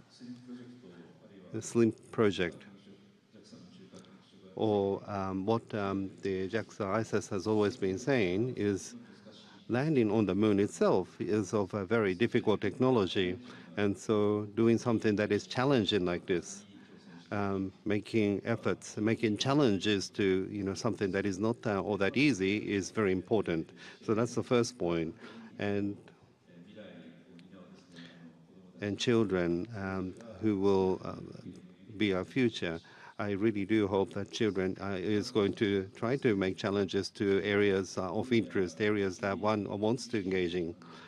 Now, in the outer space area, there is intensive competition, but it's also an area where collaboration is essential. So this is an area that requires both competition and collaboration. And in that regard, the base technology, base knowledge, base know-how, unless you have that, unless you have these, it's difficult to engage in neither competition nor collaboration. So in that regard, going forward, we do want to, link with various countries in the future. And children who want to, be engaged with the countries outside Japan, then the know-how and experience that will become the basis of that kind of interaction, I think is very important. Now, at this point in time where we don't have accurate data, and so it may be too much for me to say this, but this is my thoughts at this point in time.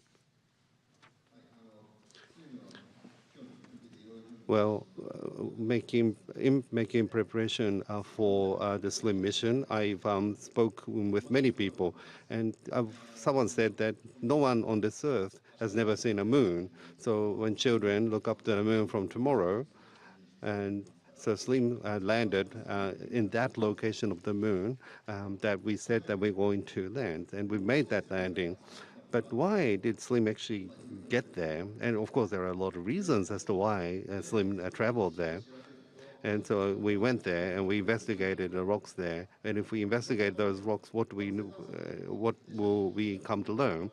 In terms of this type of a mission, it's not just taking a photo where we obtaining information, but we need to do a lot of things. But the Slim made a large step. So Slim went to the moon in that location, and what is it doing? You're able to expand your thinking from there. And if you actually think it in that way, then I think the success on this occasion ends up being very meaningful. We'd like to welcome some more questions. Okay, the person in orange. Yes, please. NHK Mizuno. Earlier, as I heard you making comments, landing was successful and 100-meter landing is likely to have succeeded too. If the possibility is high, then I thought that you could look happier. But all of your faces look very serious. Why is that an answer? Because you really wanted to achieve extra success?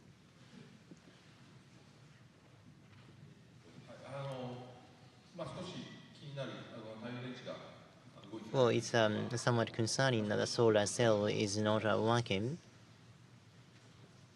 It is not activated. So I am working most closely to the team, and first and foremost, we just want to know what's happened. So, including the president, we are just thinking about what a spacecraft is looking like, what sort of condition it finds itself in. So once we know, we will know the next step, because we are always thinking about the next step. So this kind of a situation is very tough for us. So rather than being happy about what's already happened, we are always thinking about the next step, and we don't have a full visibility about what the next step will be. That's tough for us. You're saying that there has been a success, but there are many steps going forward. So you're concerned about them? Yes, if we can work on a plan we've already made, then we'd be happier, but we don't know, so we just want to think about the next step, right? Okay, thank you. Thank you very much. Yes,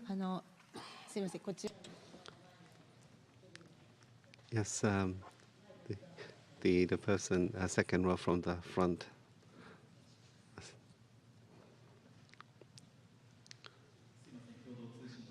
Nanai is my name from the Kyodo News.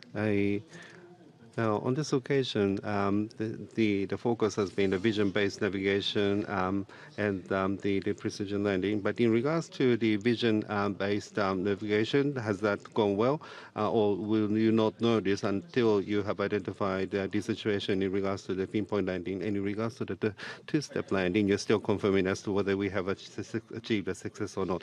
That's correct. We have accurately traced, and we have actually traveled to the Seoul crater. And we have been able to show the data in real time, downrange, close range. We have been able to maintain very small number, and we have been able to trace the trajectory. And so in that regard, we do feel that vision-based navigation performed very well. In regards to the two-stage or two-step landing, we are still trying to analyze the situation, as you have indicated. Thank you very much. Yes, the person over there. The person in the very front row. Asahi Shimbun newspaper, Tamaki. So the landing itself was confirmed 20 past midnight. Were you able to immediately confirm that the landing was made? And also, when did you find out that the solar cell was not working? Could you share with us the specific timings you made these findings? Thank you. As you could see in the real-time monitor, at the left top, there is a mode being indicated. So power descent mode and a vertical descent mode. And finally, moon landing mode such indications were made in that sequence. So the spacecraft was switching across these different modes autonomously, making a judgment. And then first 20 past midnight MLM indication was lit. So by looking at that, we were able to identify and recognize that the landing was made by the spacecraft. And then after that happened, if there was a stronger collision, then the spacecraft would have lost its function, losing signals and everything. But even after that, signals were continued to be sent. So we were certain that the soft landing was successful. And then immediately after the landing, then all sorts of checks took place. The temperature and the pressure of the equipment, were they in normal range? All teams analyzed that. And then electricity was not being generated from the solar cell. That report came that way. So the loss of electricity from the solar cell, that was immediately after the landing because the teams made the confirmation or checking work immediately after that. Yes, person at the front here, please. My name is Matsuzawa from GG Press.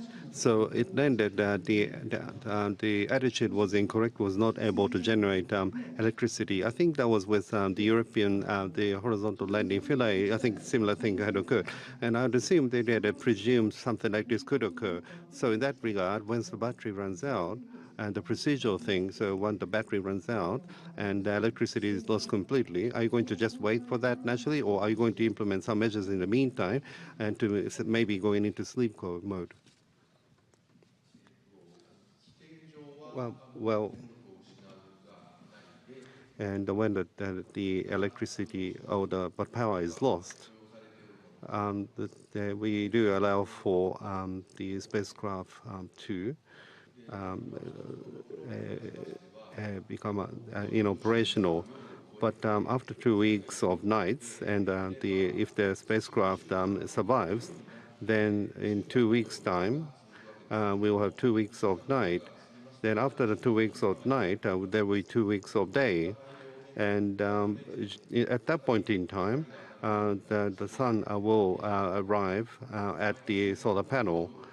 And so if the spacecraft survives the minus 200-degree nights, then in 2 weeks' time, it could revive again. So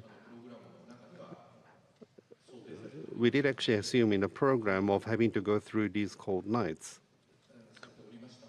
So the craft does have such a functionality. So we do have that kind of expectation. So it does have that kind of function. Before the battery runs out, are you going to do anything, any procedure? No, not assuming to do so at this point in time. Well, after the battery runs out and until it comes back, what type of mode would you call it? Is there any name given to a mode? So it's like a sleep mode? Well, I suppose it would be kind of a sleep mode. Then I have a request. I know you're involved in, tough times, and so it's several hours. So probably all the operations will be completed by the day today. So if you could make a press release or what had happened. So maybe, just a press release to say that the battery has run out. If you could make that kind of a press release, that would be appreciated. We'll consider. Any other questions? Okay, now I see 1, 2, 3, 4, 5, 6 hands. And so we will take those questions and then we will give the floor to the WebEx participants. Okay, the person over there. Freelancer Otsuka. Currently, the condition of the lunar surface, so Slim made the landing And then I believe that spot is more towards the morning. So where is the sun if you say what time it is? That would be appreciated. Okay. We cannot say an accurate number. We don't have such data available to make a response to that question. If I remember correctly, I believe that that spot is more of a morning. So if the spacecraft is in a vertical posture, and then if the cell, the solar power cell, is looking towards the west, then it's going to be a little bit after noon that the sunlight will shine on it. Is my understanding correct? Well, yes, we assume that there is such a possibility. And also earlier, to overcome the night, to spend the night, there may be a possibility that this will be successful. To be more specific, I believe you have some concerns about the battery and so on. What sort of functions do you have available to prepare for this kind of situation? Well, thank you. Well, SLIM, so original purpose or main purpose is not to overcome the night. So we just have this wishful thinking that SLIM will be able to survive the night. If the light is on the solar cell, then the reception equipment will start working once again automatically, and then we can send a command from Earth to reawake the system. But it's not SLIM's main objective, so it's not a main function. But there is a possibility that this may be realized, and to leave such a possibility available, we have that function, though it's not the main function. Thank you very much. Yes, the other person I looked to, yes, as a second person. Yes, thank you. My name is Tanaka from Mainichi Shimbun, Mainichi newspaper. SLIM landed on the moon. Have you received any messages from overseas?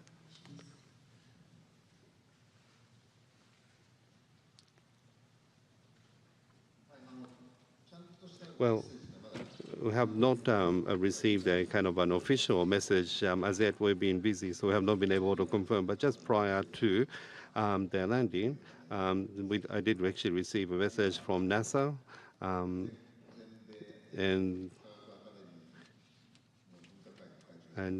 someone, the chairperson of the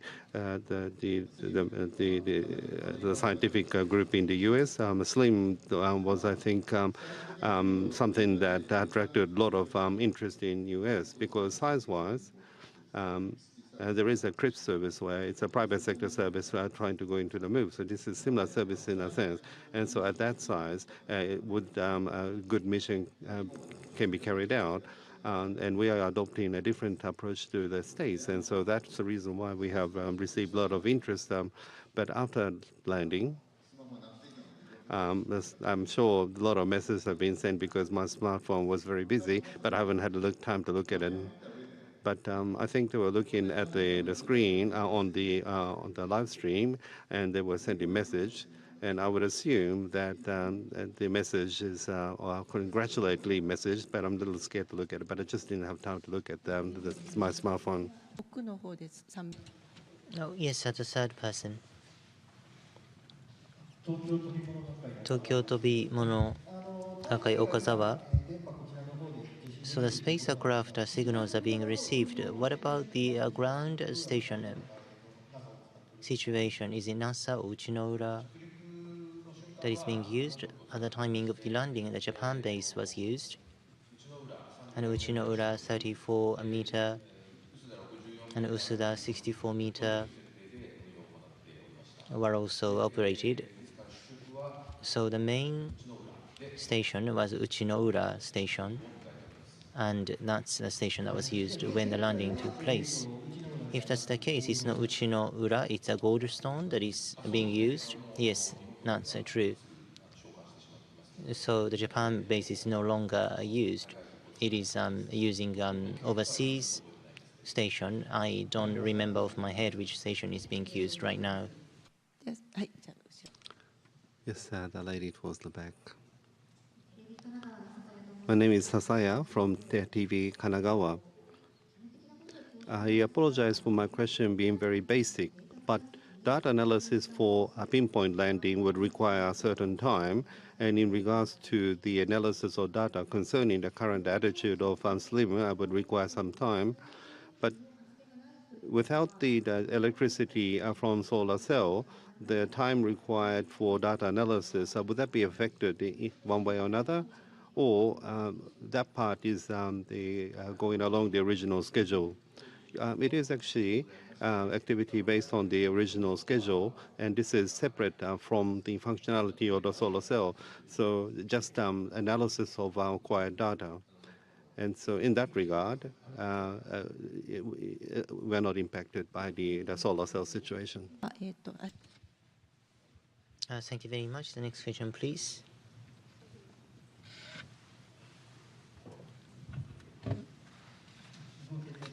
Nikkei Shimbun newspaper, Kawahara. Today, to the media, materials were distributed, and then the images of the lunar surface were planned 1 hour later after the landing, and 4 hours later, the first LiDAR image from the camera was expected. And in relation to this, because of the solar cell, the images themselves were not taken, but or is it that the images had been indeed taken, but you are checking other situations, you are not doing that yet? And going forward, what sort of images will be made available by SLIM? Thank you for your question about the images because of the solar cell situation. We weren't able to, we will not be able to proceed with the original plan. My apologies.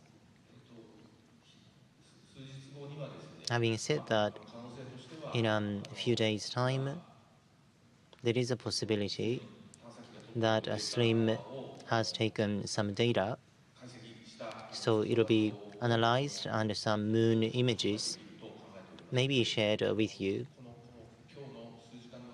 So it's not possible for us to provide such images within a couple of hours from now on, but in due course, I believe that we will be able to make some data available for you. Then is that the surface image of the moon and a SLIM image?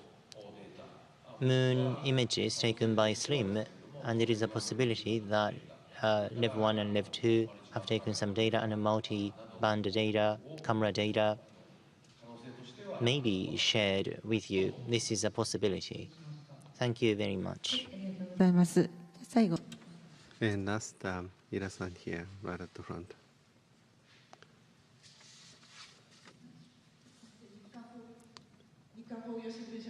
Maeda is my name from Nikkan Kogyo Shimbun. And congratulations on successful landing on the moon. In regards to the development of SLIM on this occasion, I understand that many Japanese companies were involved. And so I'm sure the Japanese companies have been very supportive. And I would like to ask for you to make a comment to those the companies who have provided support. Yes, many companies have contributed. And all those people involved for gathering today. And through the real-time outreach, I think we also had an opportunity to enjoy what was happening on-site. And space business or space project cannot be done by JAXA alone. So procuring and assembling and developing, and this also requires the efforts, the know-how, the knowledge, and all that from Japanese companies. And so in that regard, and also, not just the companies, but a lot of the teachers from university helped by providing their knowledge. So in that regard, we have received support from everyone throughout Japan, which has enabled this. I talked about Uchinoura, the Usuda. I talked about the antennas at those stations. And the local community has made effort to contribute towards the space initiatives, And so I would like to take this opportunity to express my sincere gratitude to everyone who have provided their support. Well, thank you very much. From WebEx, if anyone has a question, we will be able to entertain 2 to 3 more questions. Anyone? From WebEx, any questions? Please write your questions into the chat.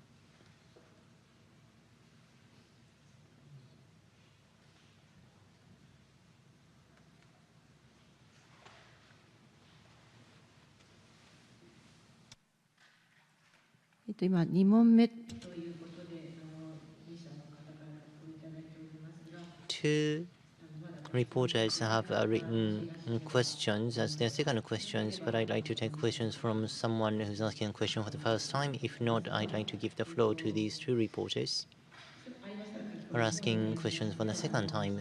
If any, please write your question into the chat. So, Yomiuri, my apologies, Kyodo News, Sue-san. So it's not a voiced question, it is a written question, so let me read the question. So earlier, solar cell is not a functional, and you said that this is your concern.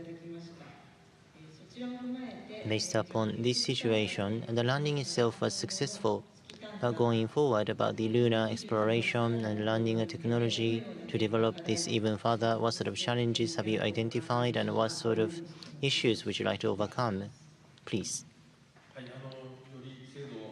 Well, we try to increase the precision or accuracy in making landing.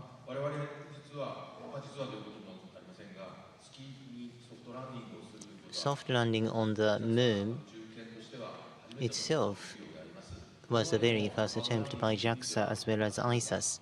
So hard landing had been made or realized a few times in the past, but this time around this was a challenge because it was soft landing, and then there are many difficult issues and challenges we need to overcome. We recognize them once again more frequently and more sustainably so that we can transport things to the moon. Then we have to achieve higher precision landing technology, and we are feeling this once again firsthand. So we try to obtain even more technologies.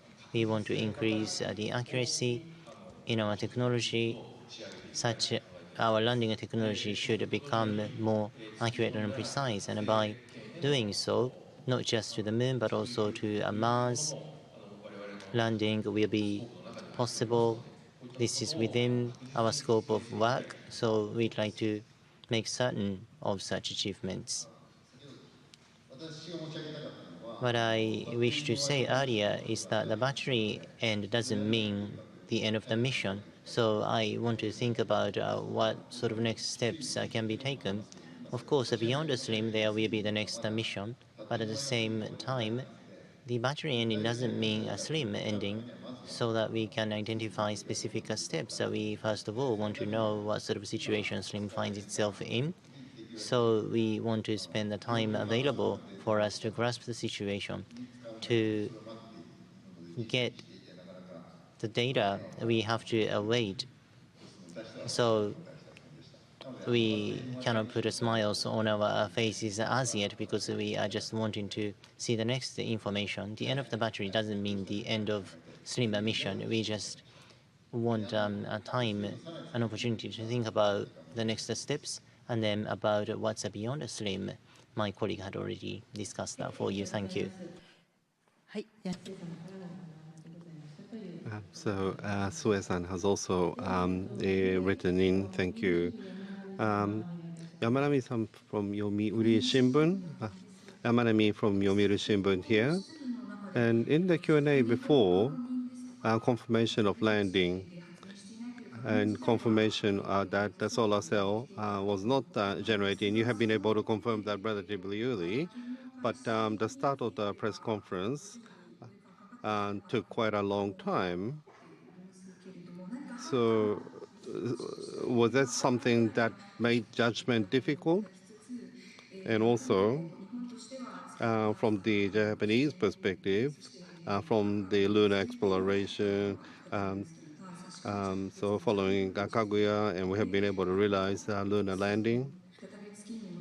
and we have been able to return to the moon. And so could I have your comment in reflection of that as well, please? Well, I do apologize for the fact that we were late in starting the press conference. Well, we are trying to analyze and interpret the data acquired. So that did actually take more time than we had wanted. And that was the reason why we needed more time to have been able to start the press conference, and I very much apologize for that. Now, we have returned to the moon, but going forward, we do have a LUPEX plan and the LEAD plan, and we have the crewed, the pressurized rover, the exploration towards the moon. We do have various plans in mind, and also towards the Artemis program. We have selected candidates for astronauts. So, as indicated by these, towards the moon and the expansion of activities on the lunar surface, we are in the midst of the going through the steps, and so we want to build up on the momentum towards these endeavors. Thank you. Thank you very much. There is one more question from WebX Tokyo Television, Televi Tokyo, please.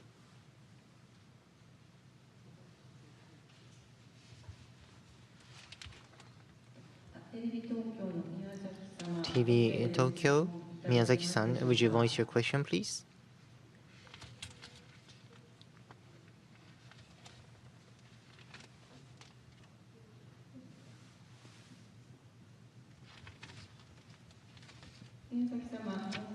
Miyazaki-san, we cannot hear you.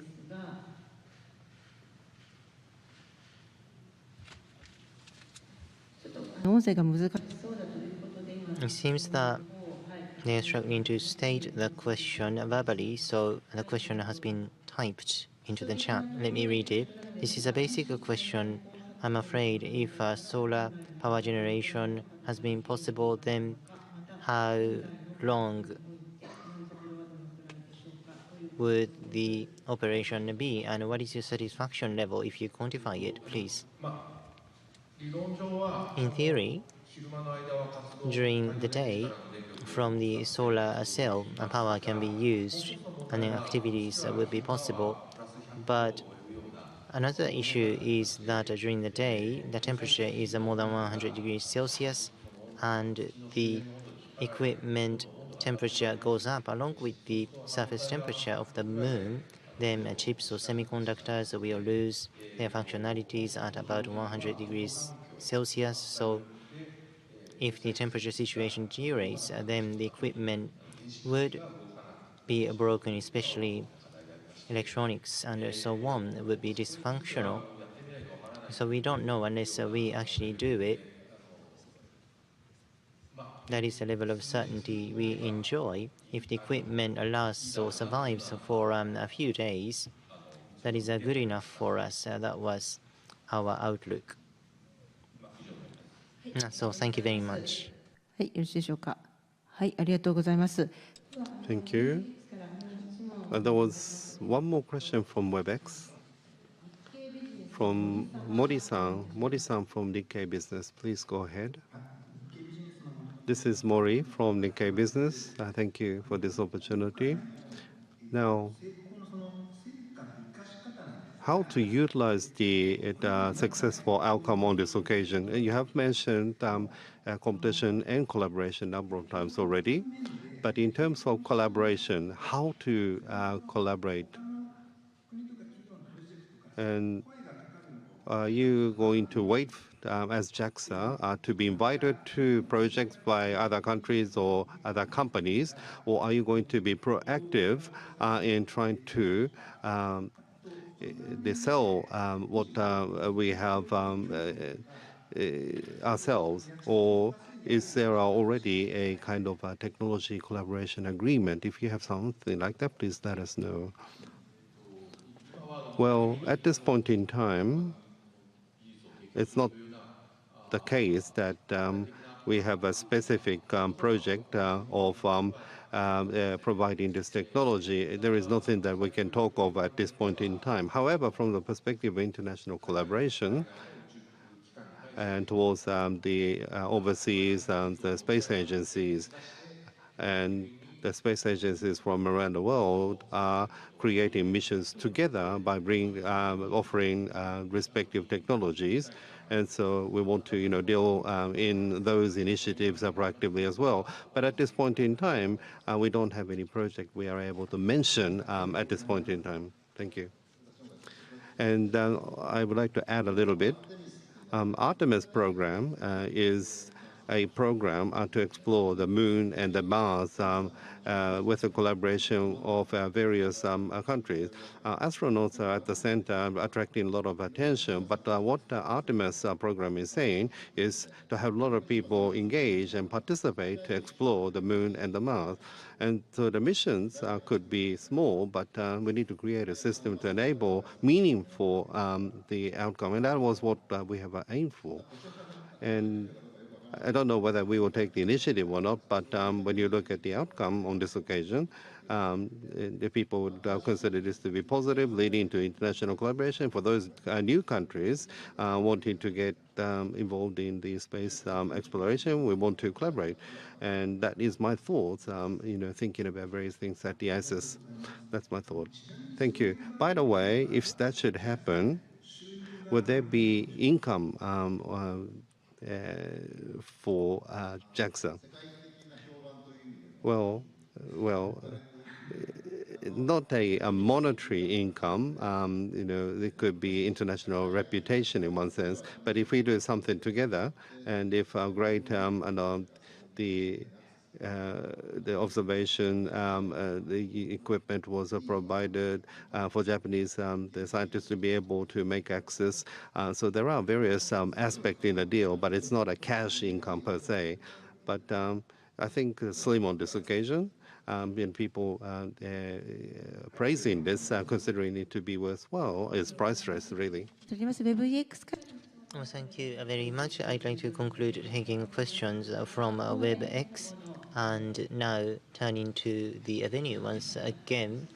Well, I could see so many hands in the air. First comes first. Okay, so we will take 5 more questions, and then that's the end of the press conference. Yes, please. Hayashi, a freelancer writer, thank you very much for this opportunity today. Earlier, Dr. Kuninaka said that the planned orbit was traced, trajectory was traced, and acceleration was traced, so everything was very smooth, and a pinpoint landing was more or less successful.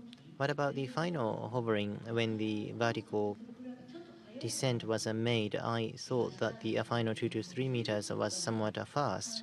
About the vertical descent until the landing, were you somewhat uncomfortable about the posture of the spacecraft, which may have led to the issue this time around? Did you see any signs about this? Well, thank you. I wasn't able to identify that myself because I didn't have data available, so I couldn't I had no recognition. I didn't see what you had seen. Well, halfway through acceleration and a planned trajectory trace, you were seeing that?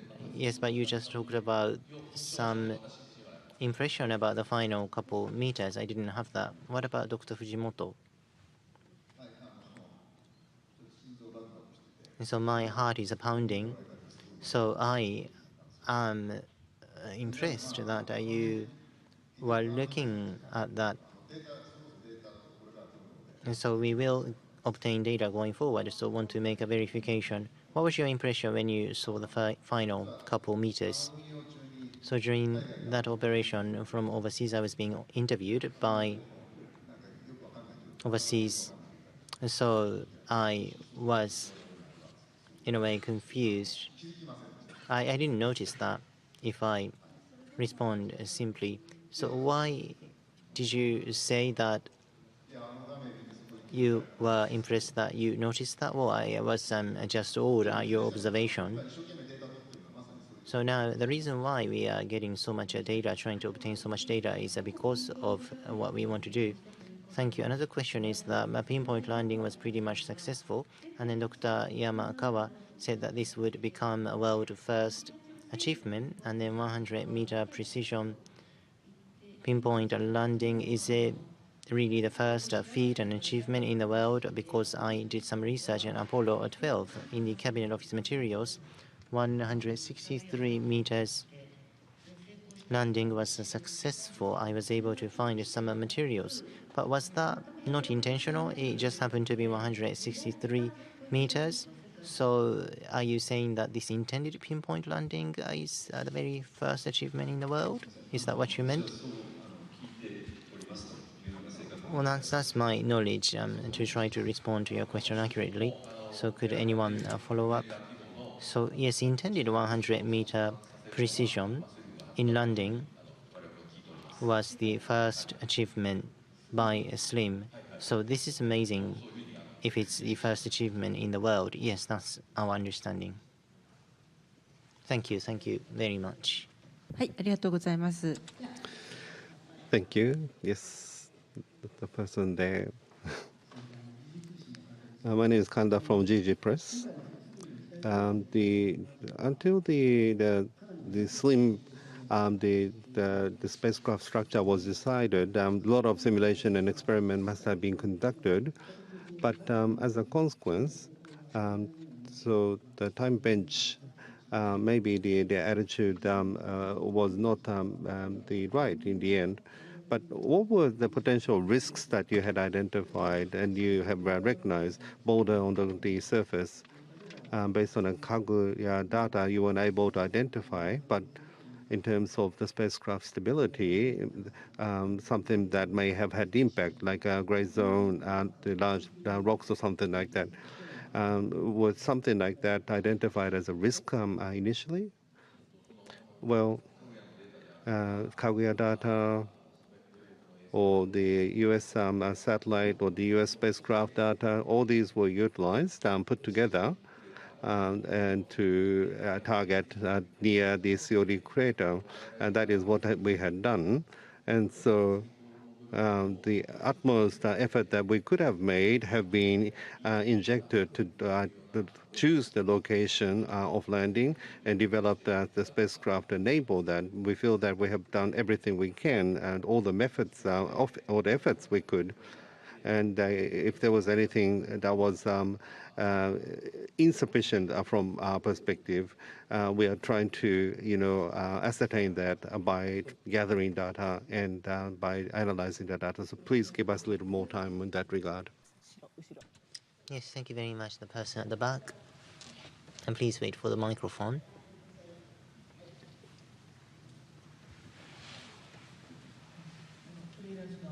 Freelance Akiyama. Thank you. Now the data downlink is proceeding, and the Slim data will include so much information. But separately from that, when making an attempt to the lunar surface by various countries and NASA and so on are also providing precious images. In terms of Slim, are you going to provide information to other countries, and because of the error or data, is there going to be additional insight?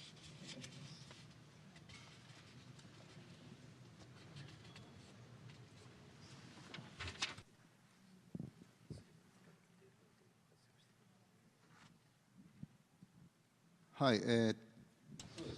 Well, thank you very much for your question.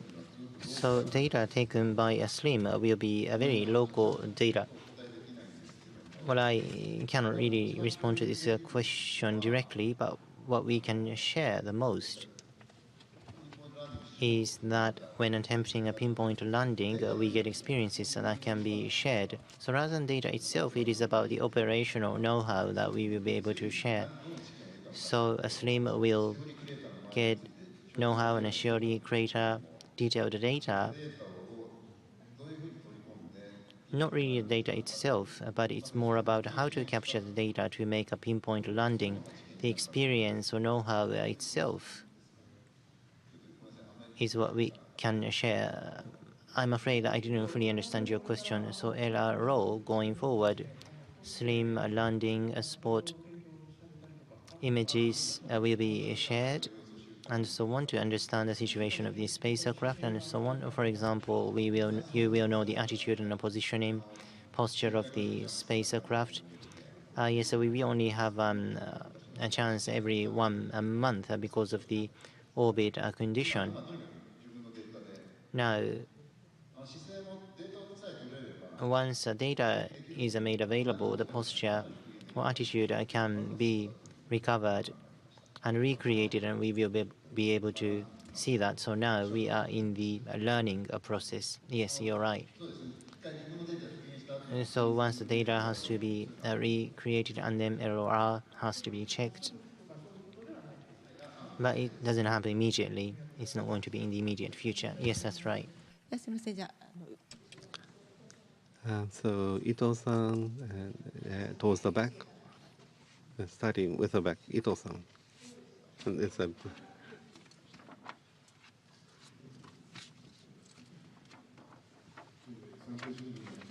is Ito from Sankei News paper. I apologize for asking questions while you're quite tired, but simple confirmation. So right now, solar cell is not generating electricity. That's the situation. But prior to making the landing, so solar cell was operating normally without any problem. Is that right? Yes. Prior to making the landing, SPM was the indication, some pointing mode, and that's the mode for the solar cell pointing to the sun. There was no warning, and so I do believe that the solar cell was functioning well, and so the solar cell issue had occurred after landing. That's without question. Yes, that is what we think, and so. I think it was proceeding in line with the plan, but you didn't mention this in the release. So the start of the descent start as scheduled at the midnight on the dot 0000. Is that right? Yes. Yes, Akusaka-san, please. JS Science for Okusaka. This is my second question about the solar cell. So looking at the overview once again, of configuration, there is just one phase or one surface like a shell of a turtle, just one side of the aircraft. So perhaps you could have put solar cells on other sides of the spacecraft. I believe that there are some design restraints and so on. Could you share with us the reason why solar panels are only one side or face of the spacecraft? The reason why I'm asking this is because of the past many years, SLIM has been underway, and then looking at the CG provided by JAXA, of course, this is only a 2D diagram, so I somewhat remember that there was an version which had solar cells on all sides of the aircraft, so perhaps that would have been helpful. So could you please explain as to why you ended up with this configuration? Yes, you're right. Through the history of the development, configuration has changed many times. As you rightly pointed out, at the beginning it was a cylinder-type spacecraft, and around the cylinder there was a spin axis, there was a spin mode type spacecraft, and then we made some further considerations. Then for the two-step landing, we opted for this particular approach, and as a result, this type of flat spacecraft was what we opted for. Two-step landing approach was what we chose, which changed the configuration to a great deal, and solar panel body mount type cylinder type model was abandoned, and now we have this kind of a turtle shell solar cell type of model. We made that change. So body mount a cylinder body getting solar cells around it, whatever direction light comes from, partial power generation would be possible, which is a benefit. But then there is a side which doesn't receive any sunlight, then there will be a loss of power generation efficiency. About 1/3 will be lost. So it'll only be 1/3 of the benefit compared with the situation when all the power or solar cells are functioning. But if there is only one side which carries solar cells receiving sunlight and being fully operational, which is very efficient, this is very effective. So with a small amount of solar cells necessary, electricity can be generated. Such benefit was expected. So this was really a trade-off. We wanted to make the spacecraft lightweight because that was one of the objectives of a slim. So as a result of such trade-off, cylinder body was changed to the turtle shell shape body. And then because of the combination with the two-step landing, we opted for this particular method. So not necessarily it's sometimes good to put solar power cells across the spacecraft, or putting that on only one area is sometimes good. So there is no right answer. We just decided to opt for this option. For slim, there are also design parameters, and as a result of making each decision, we ended up with this model. So design concept or thinking, because of the slim concept, rather than trying to be on the safe side by having solar cells all over the place, just choosing one area was more ideal. That was part of your design thinking. Thank you. Yes, that's the case. Thank you very much. So we do have time constraints. I'd like to limit the last question to someone asking questions, someone who has not asked question yet. There are two people. Okay, so the person at the front to go first, please. My name is Ishikura from Asahi Shimbun.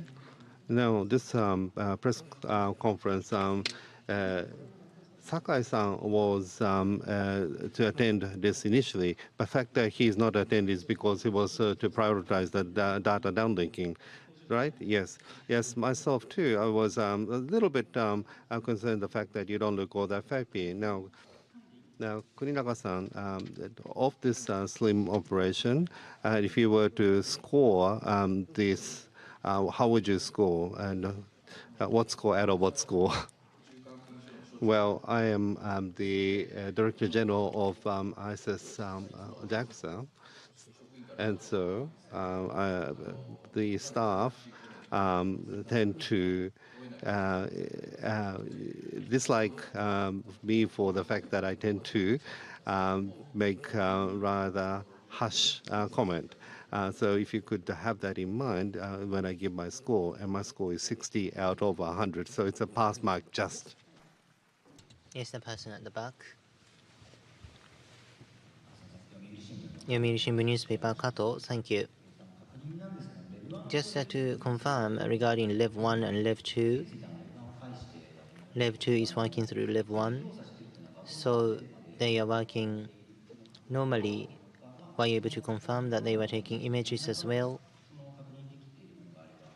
Or anything that's already being confirmed, or any timing in the future, you know, that confirmation can be made. The only thing we were able to confirm is that the signals are being received for Lev 1 and Lev 2, and within those signals, what sort of data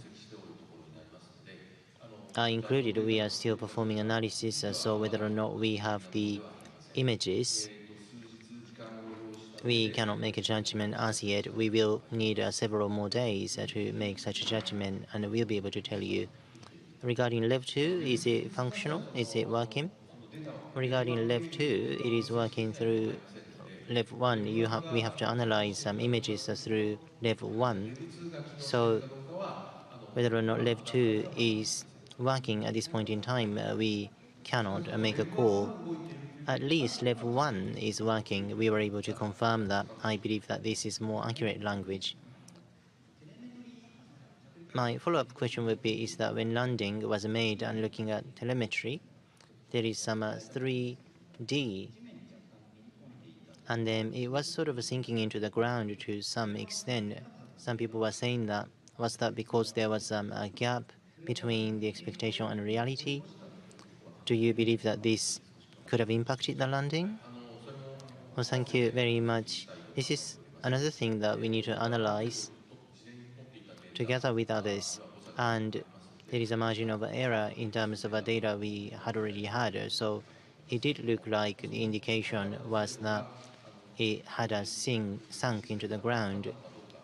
But if it was fully indicated in the system or not, this is something we have to look into.